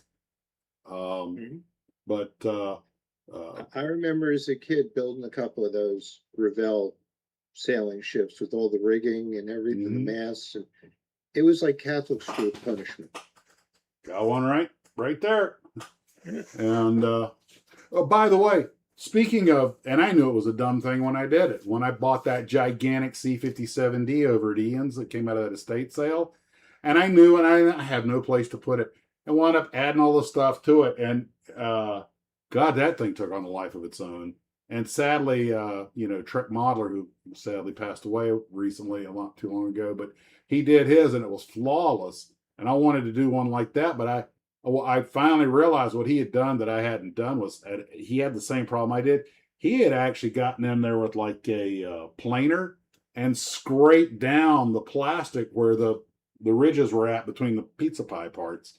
But he did auto body work, so he had all those auto body techniques. Because every other one of those I've seen, you can see the seams in it, and I was so desperate to get rid. I finally got rid of them, but it was so much work and so many coats of paint and so many misfires that it drove me. For what is technically a simple kit, it drove me bonkers. But the one other thing, let's see, it's 1 hour and 6 minutes, and I'm finally going to mention Godzilla organically. Let's see, not that. If you got a model submarine and a model Godzilla, you have to put them next to each other. And by the way, real quick, does okay? Oh, great! Got the wrong thing highlighted. Okay, back up here real quick. Okay. Does any can let me make this bigger? Does anybody catch the significance of the number I gave the submarine? This is that 50th anniversary Marisan kit, which I thought was apropos. But does anybody catch the joke behind the number I gave the sub? I know that's when Godzilla. That's when the Godzilla movie. That's when the Godzilla movie came out, October of 1954. That is correct. So anyway, my collection of Godzilla stuff. Only a couple of these are actual models that I've built. And let me make this, where was I going to go with this? Transform, fit to screen. Okay, there's the Godzilla -1, which I still think is some of the best creature design. But there's the one with the skeleton, and I decided to make them like facing each other because I didn't have any room left on the shelf. This is the one I wanted to talk about. This is the Sun God got it. okay, good man, good lad. I took that diorama I got from Phil of the second Aurora Godzilla that never went into production that he made the molds for, and the Metal In a Mutant, and put them together, creating my own diorama. To which I wrote my own story and everything to make this make sense, because I know a lot of you guys are going, the Metal Lunas weren't that big. Well, they were in the story I wrote. But one of the things I loved about both of these kits was that they weren't overly detailed. They were very straightforward, almost 1960s style creature models. And you can say Aurora should have changed this and changed that, but they're basically what you would have expected from Aurora. The fun with these to me is in, the paint job and doing the dioramas and everything. And they're just fun. And I think that building kits like that, you letting your imagination run free and just having some fun with it, is a nice way to recharge your batteries before you get back into. Ken, are you done eating? No, I guess not. He's probably off to other things. Yeah, Almost. I got, well. that's this is okay. tea. I figure you'll turn your camera on when it's time to come back. So when I see your camera come back, anyway. Who won the G pool? Hour and 6 was the G pool number. But I was talking. Hey, Max, Hmm? can I pose a question to the Glue Troopers right Go along for the it. line of, I thought about it when you talked about the C-57, your C-57 and the level of frustration you work with it. Mhm. What model has any Glue Trooper done that you started building a model and you got so frustrated with it, you literally just walked away from it, threw it out, never worked on it again, put it in a dark corner and said, it'll never see the light of day again because it just, again, going back to a very early comment in this live stream, it stopped being fun. You know, I know what Steve's was that got kit? some. You know, what was that kit that caused you to say, bag it, you know, I'm done messing with it and I'm never gonna mess with it again. I know which one it was for me. It was the Revell Space Command Center. Because I didn't have the instruction sheet, for one thing, and I didn't have the proper stand for it. But the thing was just a nightmare. And also the launch umbilical tower, but that was a paper kit. And I made the mistake of trying to use a backing of foam. And as it aged, the foam would warp, the parts wouldn't fit. It wound up turning into a so I just threw that one away. Yeah, mine was now, I risked losing Bruce as a friend because mine was the Revell Cuddy Sark kit that I was trying to do. I talked my dad into spending the money for this Cuddy Sark kit when I was probably, 13 or 14 and built the hull and did all that and looked really good. Then it came to the rigging. Yeah, that interest dropped off precipitously and I think it ended up floating in a lake somewhere getting blown up by firecrackers, Well, Gavin's not far behind you. With him was the 196 scale Constitution.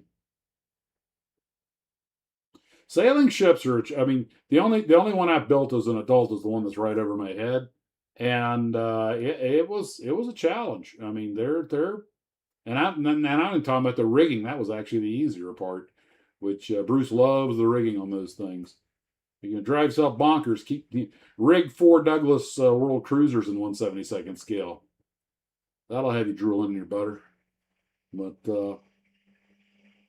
I also got a little ticked off that Shelby Cobra because I got all the work done, and I guess the firewall was just a skosh too tall because I could not get the body to seat, and everything was in place, but I could not get the body to seat all the way down. But the one model that was highly detailed in the extreme that never got tiresome to build was the Felix, though, because wingnut wings, everything fits so well. Those are the Felix, the wingnut wings planes are amongst the finest models I've ever built. And and that your Felix still lives on. Yeah, thanks to I was you. trying to move my camera. It's in the background here, and even rebuilding it, having to do all the spars over again and make them out of wood and all that, and that was kind of fun. But you're right, and it does take up a lot of space. But I'll tell you what, every day, because it sits next to my work computer and all that kind of stuff, I really enjoy looking at it, doing all that. But and it took me a long time because I didn't have instructions for it and all that kind of stuff and rebuilding it. But that was when I go, I'm not giving up on this because it was still fun. You get a little bit of progress and you go, boy, that really has a lot of curb appeal or whatever. So yeah, I agree with you. Well, one of the things that I would like to make, and I'm looking now to see if anybody makes a kit of it. I go on my little benders. First it's Army rocketry or Navy jets or whatever. But one of them that I've kind of got, and I've always seen them, is the U.S. Army played with a series of heavy tanks, the T-29, the T-30. You know the ones I'm talking about? They're basically a stretched Pershing with a 155 and a 105. Yeah, matter of fact, I've been on both those tanks, the static displays of those. They were both of those were at Fort Knox, as a matter of fact, when I was stationed out there a couple of times. Yeah. As tape parts. So I think they moved, as a matter of fact, I think they moved either one or both of those to Fort Benning. And you can go see them at Fort Benning at the Armor and Cav. Yeah, I think one's at Benning, and I want to say one's at Jackson, but that may be wrong on that. But anyway, and I know they're basically the same tank with different guns, but they had a huge turret and everything, and it was 8 bogies or something, road wheels. And I looked at that and I was like, I don't think anybody makes a kit of those. And I know they were just experimental tanks. But I'll tell you the reason I wish someone would make a kit of something like that. I'd buy it in a heartbeat. What are you laughing at, Steve? So Super PLC just said, Ken, we've been stood up by better people. But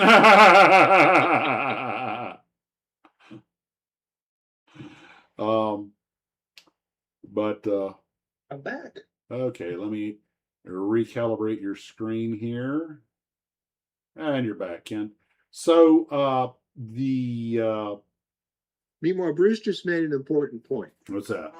He said, that's why you only build one kit at a time, so you can always finish what you start. There is a certain logic in there, to be certain sure. Except none of us follow that example, because we always have 5 or 6 that are in various stages of production. Is that because when you get when you get in the mood and you got something blue and you're waiting for it to dry, you decide, oh, okay, I'm gonna work on something else? No, usually it's when you paint it, you're waiting for it to dry, you move on and go to something else. Oh, okay. Because you let the paint dry for a day or two. Okay, the screen just froze. And Sure did. let me see if I can fix this.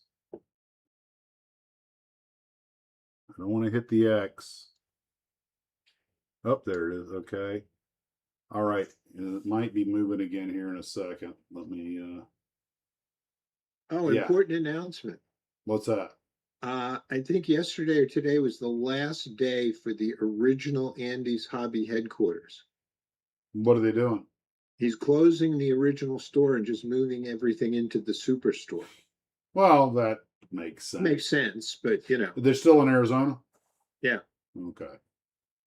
Well, the business is growing. My hat is off to Andy. Not only is he a great guy, but to undertake what he's doing, and start creating their own. I mean, I know Tacoma's making them for him, but still, to put up the money, the effort, and deal with all the aggravation that goes with it.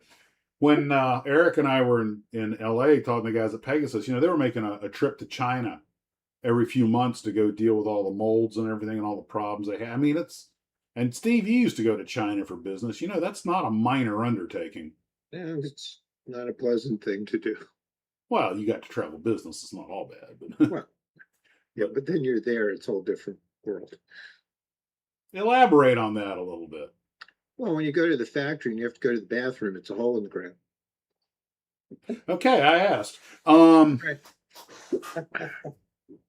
And that's the executive bathroom. Yes. And these are the people that are handling the models that we build. Okay, can't unknow that. So Let me give you an example.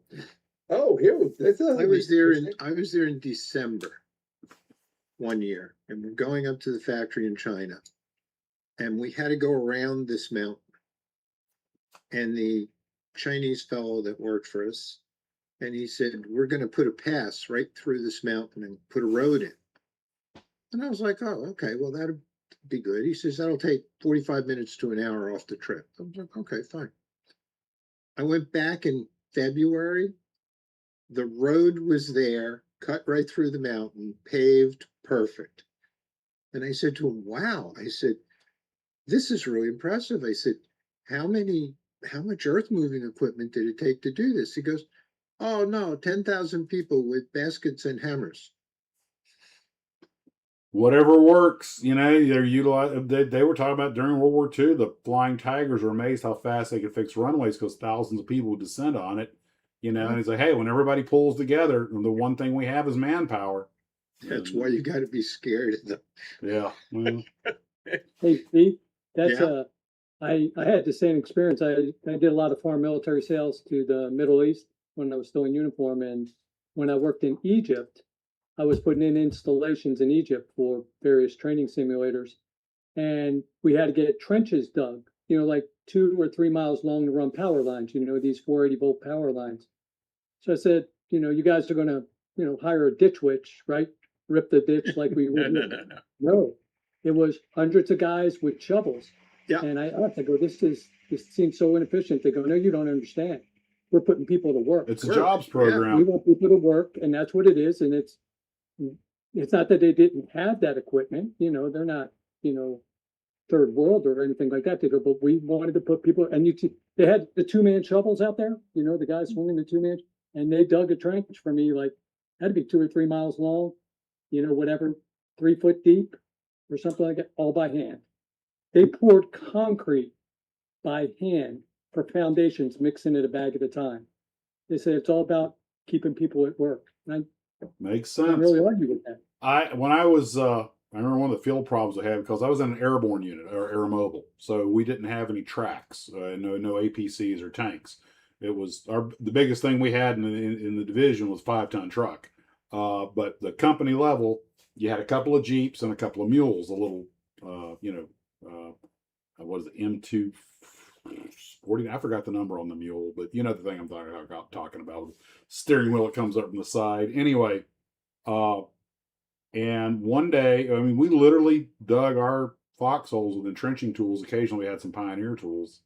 And then one day, we just happened to be by the combat engineers. And I go, "You guys want the foxholes dug? We got an end loader, or not end loader, but a bucket." And I was like, he backed it up. Backhoe. Yeah, backhoe. They dug our foxholes in about 3 minutes flat. And I was like, to my congressman, dear Mr. Congressman, I believe every infantry unit should have at least one backhoe, And because I will tell you, bar none, I can state this with great authority. And when I see this in the movies, I'm like, it doesn't do it justice. When they say dig in, you see how the guys pull out their entrenching tools and start digging, and then they'll cut to the next scene where they're all in their foxholes. Dude, that's every bit of a day's work. Hard labor. That is, might as well dig a ditch with a soup spoon. And the entrenching tools were one of the favorite weapons in the trenches in World War I.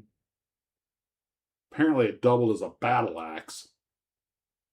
That's a gruesome thought.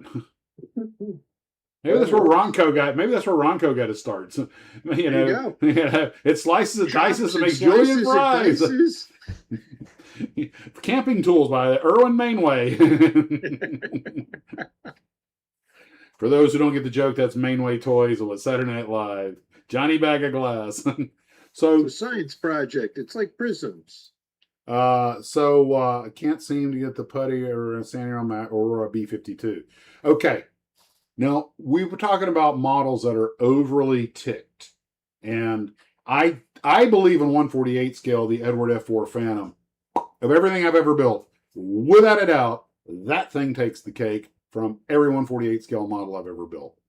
Bar none. Okay. Flipping to the flip side of that equation, we have some Aurora kits that are very simple, but there's still a ton of work. Like he's talking about his Aurora B-52. That Seamaster that I have right there. I got my 3 Grummins I got my 3 Navy planes in the flying formation on the shelf there. That Seamaster, for something that only has like 24 parts, was a lot of work to clean it up, to get the gigantic gaps sealed in and everything else, get everything on it straight. Easy kit just to throw together, but if you wanted to look like anything, and Steve, you built it. Did you have the same experience, or did you just fit okay? Yeah, I did okay. I thought it was kind of easy. The kit was easy. It was the cleanup for me that was tough. No, see, I didn't have that problem. But then again, you just got it. And I did it 6-7 years ago. So it's been run a lot more times. Maybe the mold needs to be cleaned up a little since then. Well, I didn't really have any trouble with the trade wind, a little bit, not much. And God bless them. Although I did have a little bit of trouble with the S kit from the Skyhawk that I showed earlier, mainly with the wings fitting. I mean, the thing was engineered like a tank. And God bless Revell, they had it set up so you could only put the part on the right way. You couldn't get something upside down or backwards, which, given that you're dealing with kids. But I did have a huge gap on the wings and they had to be cleaned up. That was really it. But the Panther or the Cougar I have right there, that's also an old 1950s vintage S kit, and just no complaints. It was just like I said, that was therapeutic to build. Whereas this is because you're talking Revell and Aurora. little bit of a difference. in Steve, are you molds. implying that there's a difference in quality control? No, it's who made the molds, you know. What's your favorite Aurora kit? That was actually an Aurora kit, not one that they bought from somebody else. It's a tough one. I would have to say there were two. One was the Super Spy car, Mm-hmm. which was their knockoff of the Aston Martin because they didn't want to pay the license. Mm-hmm. And the other one were the garage scenes. The garage scenes were when they introduced the garage scenes, I remember at the hobby show, and buyers went over and saw them and they said, this can't be an Aurora kit. Because it was so much better than anything they'd ever done before. I mean, they're really good kits, which is why they get a premium on the open market today. I mean, if you can find them, they're just ridiculously expensive. Are they going to be putting the garage? They're trying to put the garage scenes back. Is Keeler trying to get the garage scenes back? Yeah, there's been some discussions with the Dencom guys about doing it because they have this factory over in China that 3D scans any kit that you may have. So if you have a complete kit, they can 3D scan it. And it cuts us, they use the CNC machine from the scan to cut the mold. So they can make a new mold and they can make it a lot cheaper than it could have been And made. probably in clean past. up any errors that were in the originals too. Yeah. So that's sort of in the discussion stage because to get a complete set of garage scene kits today, if they're available, it's about $4,000. Jesus. Fran, you had any Aurora experiences, that good or bad, that you can come into mind? Yeah, once again, and my penchant for armor kits. I Mhm. liked all the Aurora armor kits Mhm. that they did. Not great detail, but back when I was building them, everything they were reasonably accurate, fun to build, and I remember them being very affordable. I could go Yep. down. That's what Aurora was famous for, yeah. Yeah, It's had funny. paper route and all that. It's fun. So they were like in my first Tamiya kit that my dad bought me that I still have up on the shelf behind me. I remember that was a big deal because it was significantly more expensive than the Aurora kits. And I got it for my birthday or whatever the case may be. So yeah, I always have a soft spot in my heart for those kits. I had fun building them. They were affordable. And they had very good subject matter, and they had wonderful box art. I love the box art on their armor kits. It's funny you mention armor because I was gonna say my favorite Aurora kit was that DH-10 bomber, the old post World War One. That's a pretty good kit. I did have some fit issues with the front glass and everything, but I remembered I built the Atlantis repop the Aurora Japanese medium tank, and that actually was an excellent little kit. So I'd say that was my favorite Aurora kit, was their little Japanese tank. It has the vinyl tracks, which are always a challenge. I just use a stapler on them and paint over it. But I got news for you. One of the best Aurora kits ever that they sold the Jesus out of was the original Batmobile. yeah, good luck finding one of those. They sold those things like they were free. I had a guy in the town I lived in, and he had a stationary store, but he sold a lot of model kits. And I bought one and I used to go in there and get kits and I built it. And he said, can you bring it in when you're done? I'd like to see how you did it. And I brought it in and he said, you made this? I was like, yeah. So he would pay me $20 to build it and detail it and paint it up with the stripes on it and all that. He would sell them for $40. And it cost him what, the kit was 79 cents, I think, at the time. Mm-hmm. And so it was maybe 45 cents worth of paint, and a tube of glue. I mean, he was making beaucoup money. I must have made 100 of them. But it was an easy kit to go together, and it looked decent, I remember Mike Machat telling me that Talk about improving your skills. I could build that thing blindfolded. Just don't buy a Friday afternoon build. That's right. But my car was built on Friday. But I remember Mike Machat was talking about Revell, they would whenever Lockheed like put out a new, or they put out like a new Lockheed Air, because the company's right there, and it's like the hobby shops were like 100 of them because they'd be gone in a week. Yeah. All the employees all would run the down and grab. employees would buy them. Ian was telling me that even though Jacksonville is a Navy town and most of his military customers are in the Navy, the number one selling thing that they're always after is armor. I think people in a branch of service, other than what they deal with, they tend to have a fascination with the stuff the other guys are using. Probably, we have Mr. Gilchrist, who's been sending recently a lot of pictures of the viewers' builds of missilery, a lot of Russian mobile missiles and things. He just sent me some really nice builds of his Hawk missiles that he just did, and he does great work. He's helping me with I believe he's going to send me stuff on the Caccioletta, or however you say it, the guys who did the Saturn V for the gift shop at the Cape. Anyway, I completely forgot where I was going with that. I was saying that to make a point, and then the tangent went so far that it just fell off the edge of the world.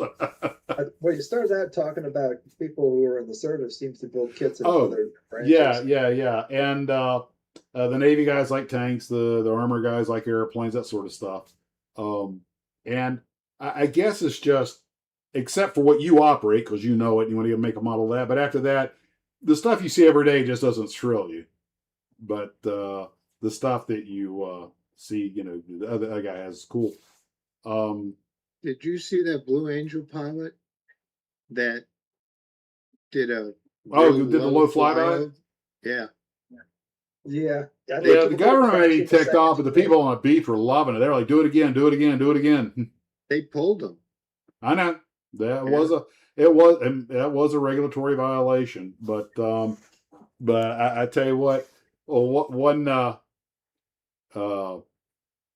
somebody said that somebody in Europe was complaining about that, and some American pilot just shot back, what's the matter? You just scared because your guys can't fly like that? I'm not sure what got into him, but because he had to know what he was doing was against. He probably saw Top Gun the night before and said, "I could do this." I think he might have gotten distracted by something and pulled a little bit too late. By that, when you're going that fast, a fraction. It happens quick. It happens very quick. Someplace else. And I don't know if he did it deliberately or not, but I doubt it. I'll put it this way. If he did it deliberately, there's no excuse because the rules are rules. If he did it by mistake, then okay, we need to do a little retraining, get you back up to speed. That's it's not, as long as there's no deliberation. Then, but it's funny. Was it a nude beach?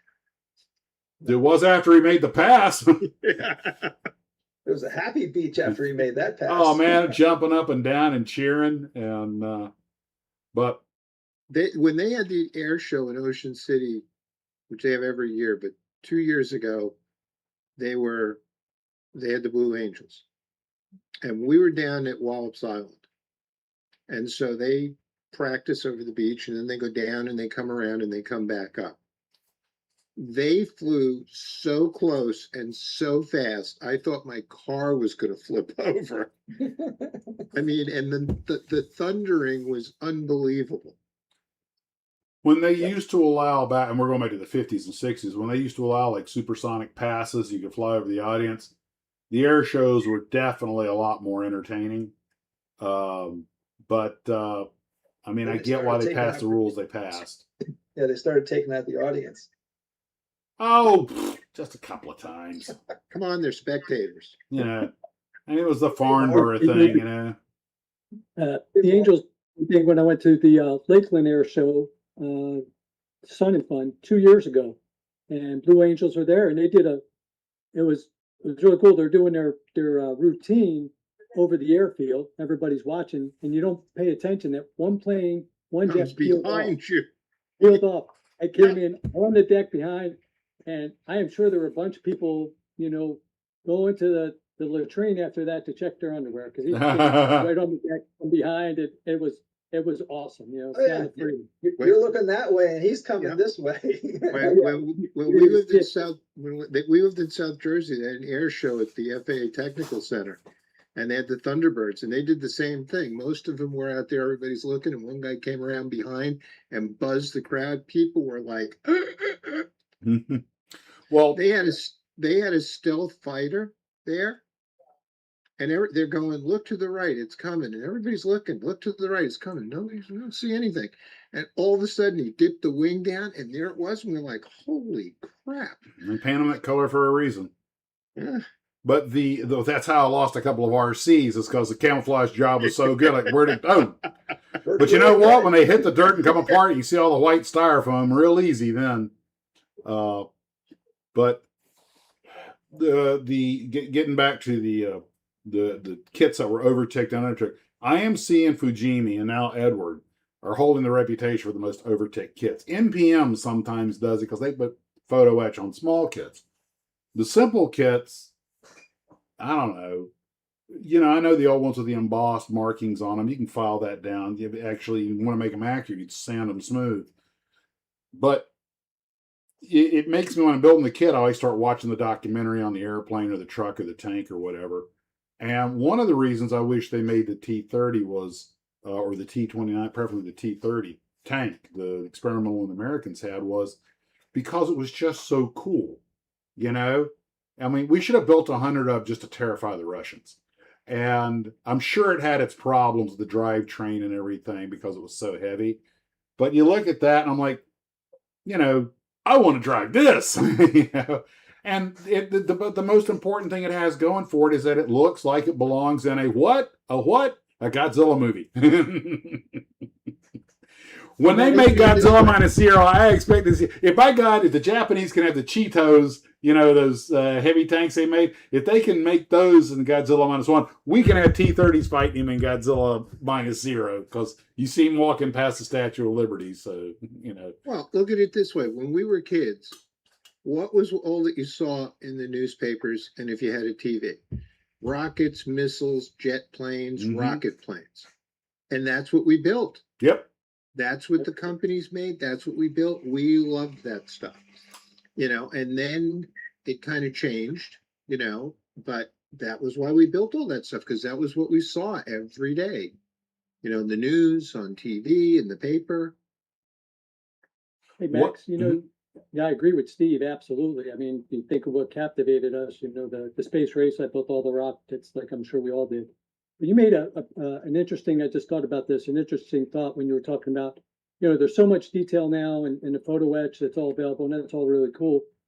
But you started saying, you know, now when you get, and I find myself doing this all the time, we research. I didn't used to necessarily research a kit before I built it, you know, an armor kit when, not even when I was a kid, even when I was older. But now it's so easy to do that.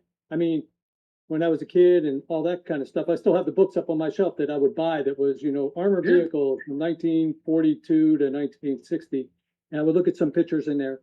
But now I go out on the internet and I see, I could pull down anything into incredible level of detail. And then I go, well, now I got to do it on the kit because I got the picture that I saw. one thing leads to another. And, you know, it turns into, you know, I'm doing some car kits now. You know, I got, you know, Steve actually got me turned on doing some car kits now, and I find myself doing the same thing, going, hey, what was the color palette for 1963 Chrysler 300 sedan? No. Show me what was the color palette for? Was it the Norseman, the thing that went down on the Andrea? You know, some people say it was. Knows. Some people say it was green, and some people say it was green. Some people say it was blue. They didn't take any color pictures of it. And so it's all black. And there's nobody that like worked on it that's still alive. That's how you start a bar fight in Detroit. Okay, now the official live stream, because we covered the grounds of overtick kits and everything. So now we're going off into tangent land, and I have new? Huh? This is new? Well, now it's just official. You're just alerting everybody. Now, I was watching this YouTuber today, a guy named Ryan McBeth. He's a ex-military intelligence guy, analyst, and he's actually quite popular. He's a big, I'm sure you've seen him, Fran. He got the big round face, often chomping a cigar. Anyway, I don't know if he knows what he's talking about, but he did one on the nuclear triad and how things evolved and in the nuclear arms race. And he said something that he goes, what America doesn't have is this short range tactical nuke like we used to have. And then he goes, bring back the Honest John. He shows the picture of the Honest John. I'm like, ooh, Honest John, Honest John. And he's talking about how we need to go back to missiles like Lance and Pershing, or the theater nukes, the small theater nukes. And by the way, I didn't realize if what he said, all of our treaties are over now, so we can build whatever we want. The treaties all expired. And Here comes the atomic powered tanks. Yes. And I want to see like the mech suits from Fallout, but There's absolutely no problem with atomic powered tanks. none whatsoever.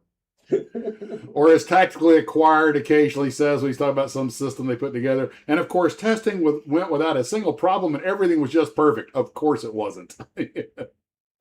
If you guys have not seen Tactically Acquired, he's have you seen Tactically Acquired, Fran? No, I haven't seen that. I'll have to check it out. He's actually an active duty Army captain, and I forget what he's in, but his YouTube channel has gotten pretty popular, and he does these rather very well researched, but he's kind of a natural comedian, and he does everything from the development of the AC-130 gunship, the A-10, how all these weapon systems came into being, but he comes up with the most colorful phrases. The AC-47 flew the cone of arc, and he goes, so Colonel, Major Terry gives birth to the murder carousel. He's down there delivering thousands of rounds of freedom per minute. Skip Model Apprentice says, don't forget, Max, we used to have nuclear 150 millimeter 8-inch shells. Yes, we did. He's a good boy.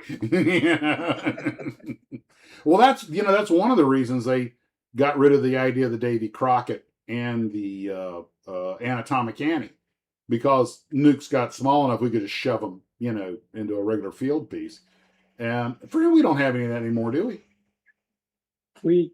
To the best of my knowledge, when we had 155, we had nuke capable M109 batteries in Europe while we still had a border there for a number of years. Wasn't a lot of them, special training and all that kind of stuff to go through those. But I think those got pulled out the same time we pulled the Pershings out of Europe. Because of the treaty. Nuke capable stuff. And at least my last few years, I don't remember them. I don't remember them being maintained like as a unit. Yeah. The equipment is probably still there. Nuke shells for 155. It goes out of a regular 155. It's just the shell that's different. It's just the 10, as I recall, the 109 was essentially the targeting system on the 109 was different. Okay. Obviously, they called it there was out of every whatever there was one battery. They called it the nuke platoon. Out of selected battalions had a nuke platoon that was nuclear capable. I only know that with a lot of detail because my friend was selected as one of the platoon leaders, and the level of training you had to go through in security and la for everybody in that was, as you would expect and as you would want, very, very high level, right? Yeah, absolutely. I would imagine the cannons probably had iron sights, which didn't have to be very accurate. Yeah. If you get it within 10 grid squares, you're good to go, Ken. That's all. Yeah, that had to be a pretty small warhead. I mean, what are you talking about, a 1 kiloton or something? I don't even know. It's probably, what could you put in a 155 shell? So I think probably, I don't know that stuff will ever come back like the Honest John or Davy Crockett or whatever, because there are much better ways of delivering that ordnance, which much more precision than firing out a tube artillery. Yeah. Even the best tube artillery, which is very accurate, is still when you're, again, if you're talking about taking it out 10 grid squares, then you really don't care how you get it there. But there's just better ways of delivering that kind of ordnance now. Well, if you can lob a nuke in a 155, I'm sure you could screw one onto the front of a Hellfire. The difference is the Hellfire, I think, goes terminal at about 5 clicks. And 155, if they have rocket assist, can go out to 25 or 30 clicks. That's pretty. So big what you're difference. saying is we need Hellfire 2 to be invented with the booster rocket. You know? Yeah, but booster rocket. what I'm driving at is we could probably launch it. We could probably make a system that would launch from a helicopter. You probably could, and the challenge is with, and we even had that with. I'll give you a very, very simplistic example. We had the combat engineer vehicle that had, what was it? Basically a big howitzer mortar on it.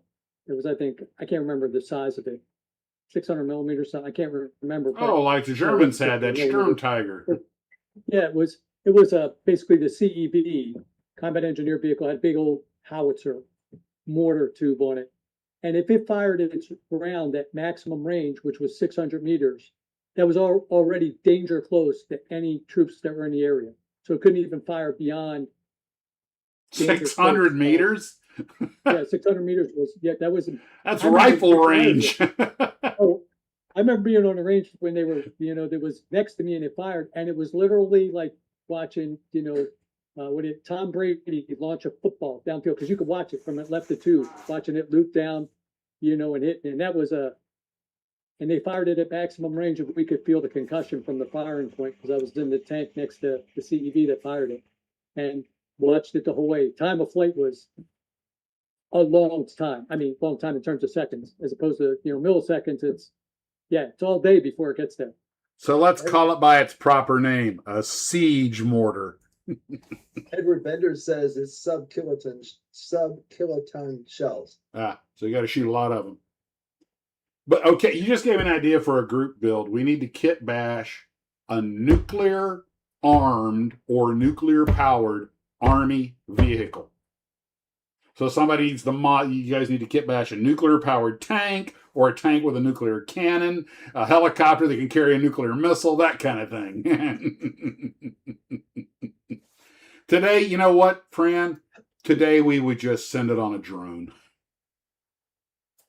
Yeah, there's been some talk. As a matter of fact, I was reading some articles and everything, and you always hear about, you can go back literally, now you can go back over 100 years, the death of the tank. Oh, we got the tank, but this, countermeasure that the tank is obsolete and all that, and we still use them. But now that argument has come up again because of what you just said, the proliferation of drones and the accuracy of drones. But they said the same thing when the anti-tank guided missiles proliferated, and they just came up with like trophy systems. They'll come up with a counter drone tech, and it's just the back and forth. Look, tanks are never going to go out of style as long as the military, the Army needs on-site mobile firepower. It can't, Yeah, a lot of things can knock out a tank, and a lot of things can knock out infantry. You can shoot down a plane. You just keep building defenses. But the simple fact is, people go, well, air power. Look, hell, you can take a tank and park it with an infantry unit indefinitely, okay? A helicopter cannot stay on station 24/7. It has weather limitations. Armor can be physically located with the ground force you need and stay with it as long as they need. There's have a fighting chance of surviving attack. There's nothing else that can do that. I'm sorry. Up armored Humvees aren't tanks. Bradleys aren't tanks. Yes. Well, that's why it says there's a 1/35th scale M728 out there. He says he has one in his stash. Oh. And by the way, don't forget the psychological value of armor. Because ain't nothing terrifies the enemy like the sounds of tanks coming at them, especially at night. If you've never been through a night tank assault, just think Jurassic Park. And you're Dr. Graham, okay? The T-Rexes are coming. A good example of that, I'll give you a great example, because you're right. Psychological. If you dial back to the early mid-90s when we were, doing a lot of stuff in Bosnia-Herzegovina, one of my friends deployed there with a tank platoon. And he was in, I can't remember what town or city it was in. And for lack of a better term, the natives were getting restless. And what he used to do is he would just roll one tank. He didn't have it locked and loaded. Right. Just a show of force. Loaded. Yeah. He would pull. And what he did is, they'd have the rabble rousers out there. He had a handheld laser pointer that he would hold at his chest, one of the bigger ones that people wouldn't see. And he'd figure out which person in this crowd was, the rounds are for life, and he would put that laser on that person's chest. And then they would salute the main gun to point at. He said, Fran, it diffused he goes, I never had a riot, never had anything. All of a sudden, everybody just left. So there's a lot to be said for that. That really, the intimidation is very, very powerful and very, very effective. You never had to fire a round. Sounds like something out of a James Bond movie. Yeah. I mean, think about that. You go put a laser pointer on somebody pointing at their chest or pointing at their forehead. You don't know if it's one that you use for the PowerPoint briefing or it's one on the, On the tip of the bore. AR-15, Well, I really think that every time somebody says like the Day of the Man fighters over and all this stuff, don't get me wrong, there will be supplements and that, but just never say never. Your one stroke of technology. I'll give you a shining example. Let's say we go with unmanned. We get the drones we don't have to put a guy's harm's way until somebody invents the technology to sever the data link or to co-opt it. Now that's one nice thing about a manned aircraft. No matter Max, you don't even need that. They got the computers are powerful enough and small enough that you can actually make them autonomous and put AI in a large one right now, but pretty soon small ones. For God's sakes, Ken, have you never watched a science fiction movie? That always ends bad. Starlink. Hello, Terminator. It's Skynet. Skynet. We'll give it all to the AI. Yeah, but Ken, that doesn't mean that the system can't be defeated. No, I'm sure of that, but there's 3 naval drones. I saw stealth. I know what happens when it gets hit by lightning and it goes self-aware and fully autonomous. Why am I here? Why didn't I kill you instead? Yeah, everybody believes that one, I'm sure. But no, the U.S. just had released 3 naval drones, very small powerboats that went into Iran's submarine base, and they each autonomously targeted one of the submarines, all using it. That was all they had was one. And let me tell you how this is going to play. Let me tell you how this is going to play. Submarines, you mean? We're going to think we're dominating the airspace, and then all of our own aircraft are going to turn on us because we're going to find out that some third-tier subcontractor used a Chinese chip that had a time bomb in it, You will switch sides now. Click. Hey, don't laugh. They had some poor guy in an F-16 killed when his ejection seat failed. And in fact, the wife is suing the defense contractors because it turned out that one of the chips used in the brain and yes, ejection seats have an electronic brain. They actually have several of them. And one of the chips, apparently, they had gotten from some place that wasn't authorized and didn't meet standards, or that's what the accusation is. They found counterfeit parts on Air Force One. Fran, you can speak to this. Logistics chains or logistics tails are long and complicated, and occasionally there's some form of seepage. Yeah, it's very tough to do that. I mean, I did that for a number of years, the logistics change and the procurement change. And while you can we have really good, strict regulations in terms of, like, using your innocent example of not awarding Chinese-based companies to, provide chips for our weapon systems and all that. When you get into tiers of contractor, subcontractor, you can only check so far. Right? It's just like when you check ammunition. Do you check every round in a lot of ammunition? Lock it stamped, and you take one round to test that lot of ammunition. The other rounds in that ammunition weren't necessarily all made by the same subcontractor or made with the same sub parts. So it's always a constant challenge. Very, very constant challenge. It may be apocryphal, but I have heard that Manfred von Freiherr von Richthofen, the Red Baron, actually did check each one of his rounds for powder charge before they loaded them up. But, that would have been much less of an affair than what we're talking about. Well, the one that, again, had a friend that worked on a presidential helicopter, one of the program managers for the maintenance upkeep of the Marine Corps, whatever, Marine One for Mhm. that helicopter. And in that case, it was the logistics for that was done out of Cherry Point.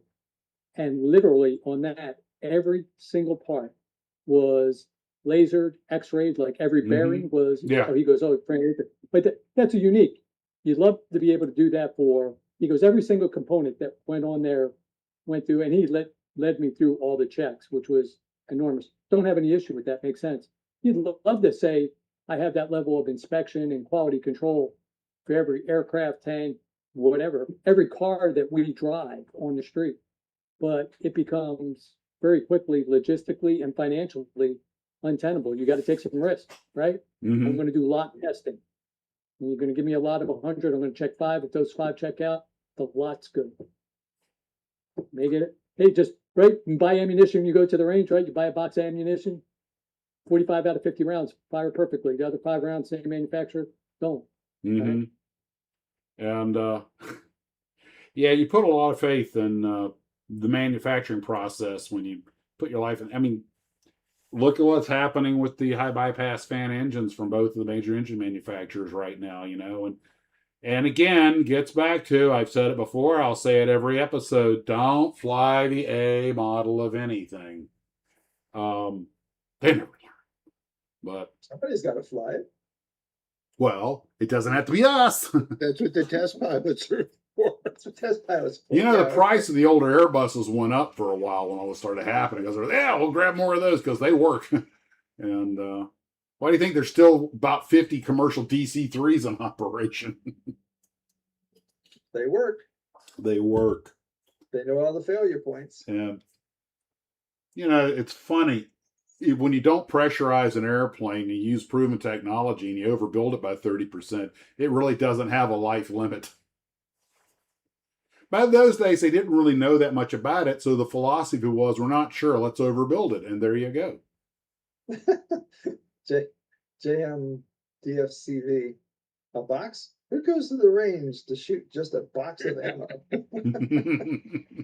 Well, that's why Ken and I only get out the range about once every year, is because the range day is $300 now, I mean, we shoot some ammo. the days of reloading for a nickel, reloading my 38 for a nickel, reloading for a nickel a round are long. I remember complaining about, my gosh, this is costing me 10 cents a round. Every 10 rounds is $1. Now it's $1 every time I pull the trigger.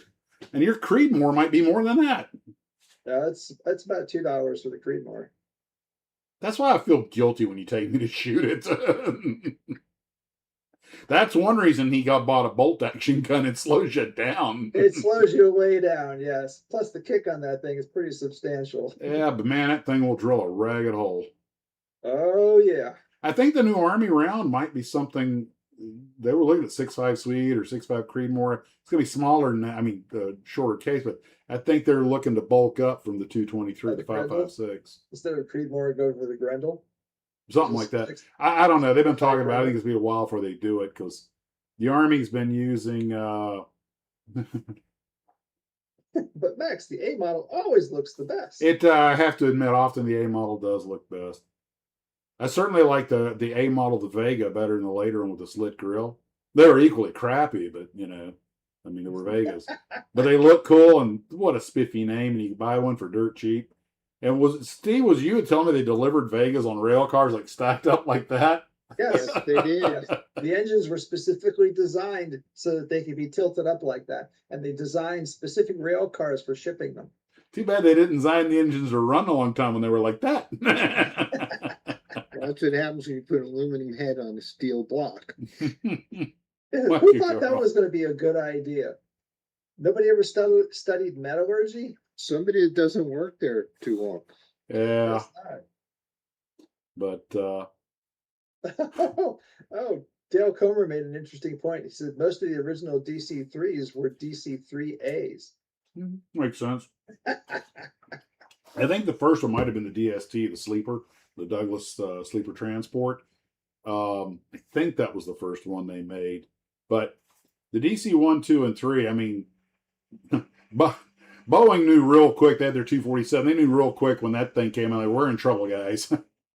And, it's funny, Boeing's still in business and Douglas is long gone.